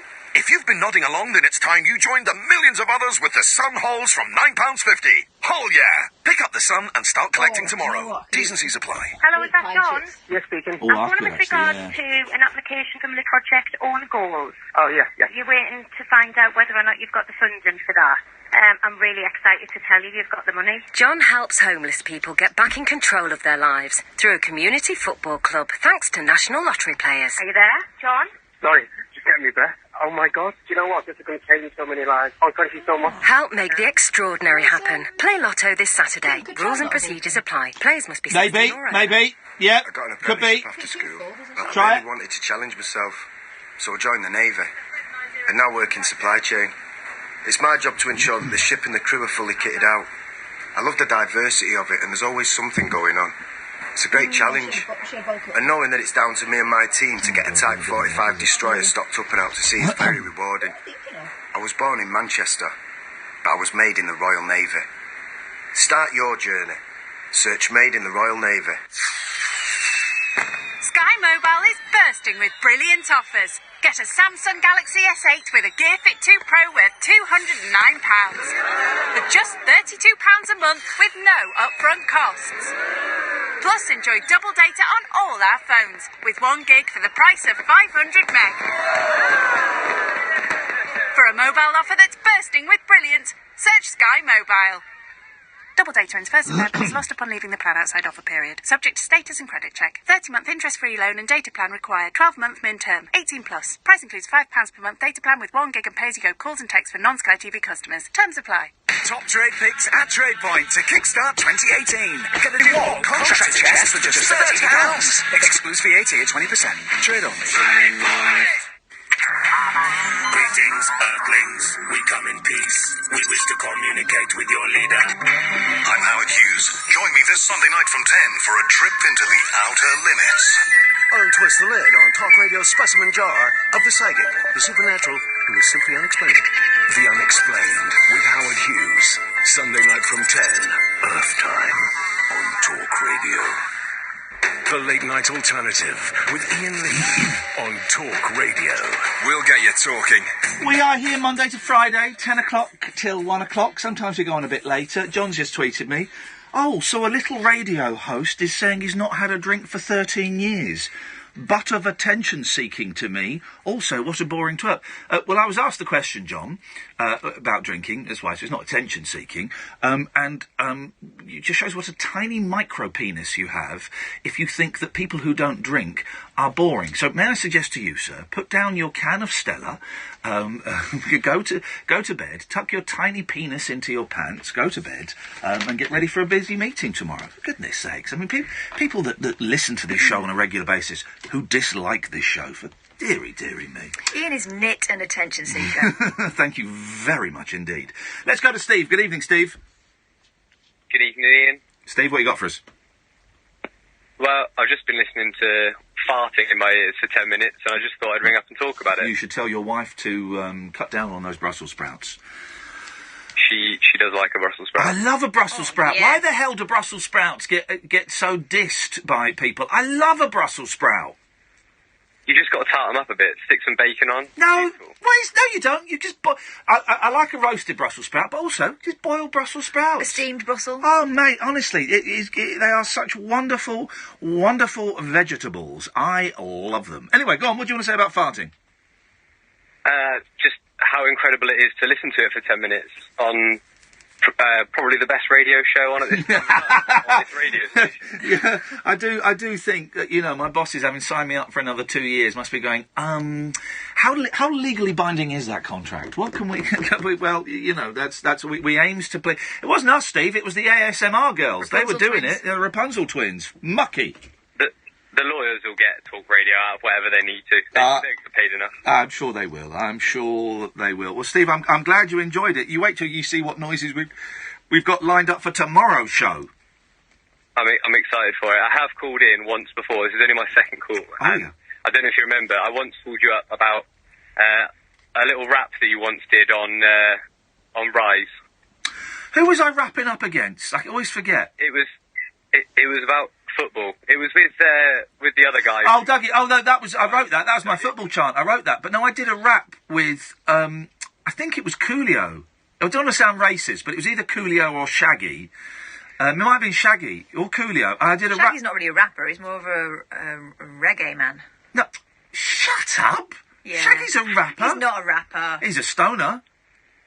And he makes porno films. It wasn't him. Good lad. That was Coolio. Steve, thank you for that, mate. You're welcome. Cheers, my dears. Ta-ta. Let's go to Paul. Good evening, Paul. Hello. Hey, man, what you got for us? It was Snoop Dogg, wasn't it? Snoop Dogg. That was it. And it was Snoop Dogg. And he makes porno. Snoop Dogg makes porno, so I am racist.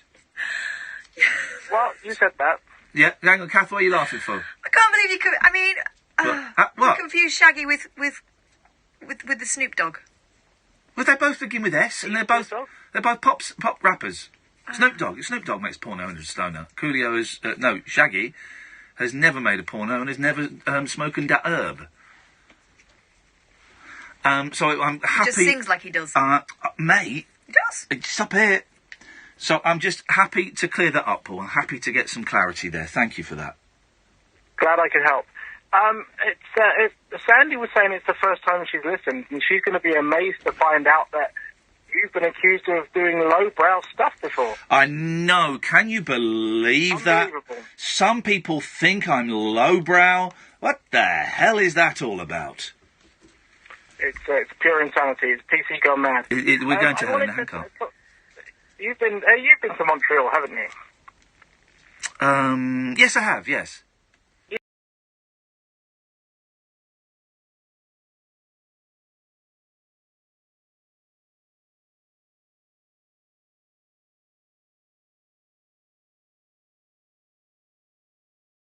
Yes. You must have had the Canadian national dish poutine when you were in Montreal. I didn't have any poutine. No, I was. Wouldn't you have been a vegetarian then? Yeah, I was a vegetarian It doesn't then. come with meat. There's no meat in it. What is gravy's made out of meat, isn't it? What's poutine? Is it? Yes. Poutine is chips, gravy, and cheese curds. Oh no, I've seen. No, I didn't have it, but I've seen it. It looks disgusting, man. It does look disgusting, but it's beautiful. What was the thing that was doing the rounds on Twitter recently? It looks like garbage, but it was like a country's national dish. I'm really enjoying Twitter moments at the moment. But it's gone, so I can't say it. I cannot give you any more details on that. That breaking news story. Sorry, guys, can't give it. But no, I missed poutine. I missed it, I'm afraid, Paul. And next time I'm in Canada, I'd love to go back to Canada. It was great. When I got there, it was really cold. I think it was March. It was really cold, but there was no snow on the ground. And the second day I woke up, and there was like literally 3 foot of snow. 3 foot of snow overnight. Sorry? Yeah, right now it's as I'm sitting in my car, it's minus 15, but it's at least 10 degrees colder than that with the wind chill. I got ripped off trying to buy weed in Canada. That'll happen. That's legal now this year. Is it legal over there now? Yeah, from this year. Isn't it? It's a funny old world, isn't it? It's a funny old world that it could be illegal one day, illegal the next, and also that it's illegal here and will be legal there. It's a strange old thing. I don't have strong feelings either way on the subject, but there you go. Was there anything else? It's just in some states in the US it's legal, but federally it's not. So you could still get done for it, even though it's legal in a state. That's weird. Well, America is a strange old country. I wonder if this book about Donald Trump is going to be any good. Because I hovered over buying it today on Amazon. Well, you buy it and then we'll share it. And I'll let you borrow my Partridge Family book that's costing me 50 quid. What? Yeah. Because I'm gonna go in. I'm freezing. Oh, all right. Sorry, mate. I do apologise. Because I do wonder if all the best bits have been leaked out already. Well, and I heard like some guy who reckons he knows Donald Trump, saying, "Oh, it's all garbage. It's untrue." But then he would say that, wouldn't he? Of course he would. He's Let's right go up Donald Trump's. He's right up his Duncan. Hello, Duncan. Hello, Ian. Hi, how are you? I'm very well, thanks, mate. What you got for us?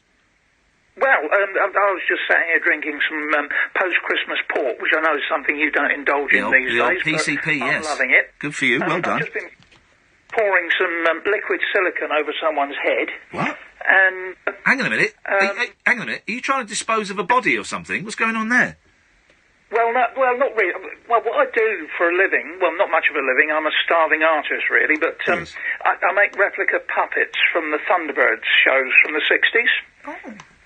This is incredible. I sort of branched out from that. It happened by accident that I was contacted by a TV show and they wanted me to make a puppet in the likeness of one of their presenters. Yeah. And I don't sculpt, or I hadn't up until that point sculpted anything. I just merely took cast moulds from original puppets. Yes. But I thought, well, hold on, I'll have a go. So I had a go, and they quite liked it, and they put it on the show, and that was great. Who did you make?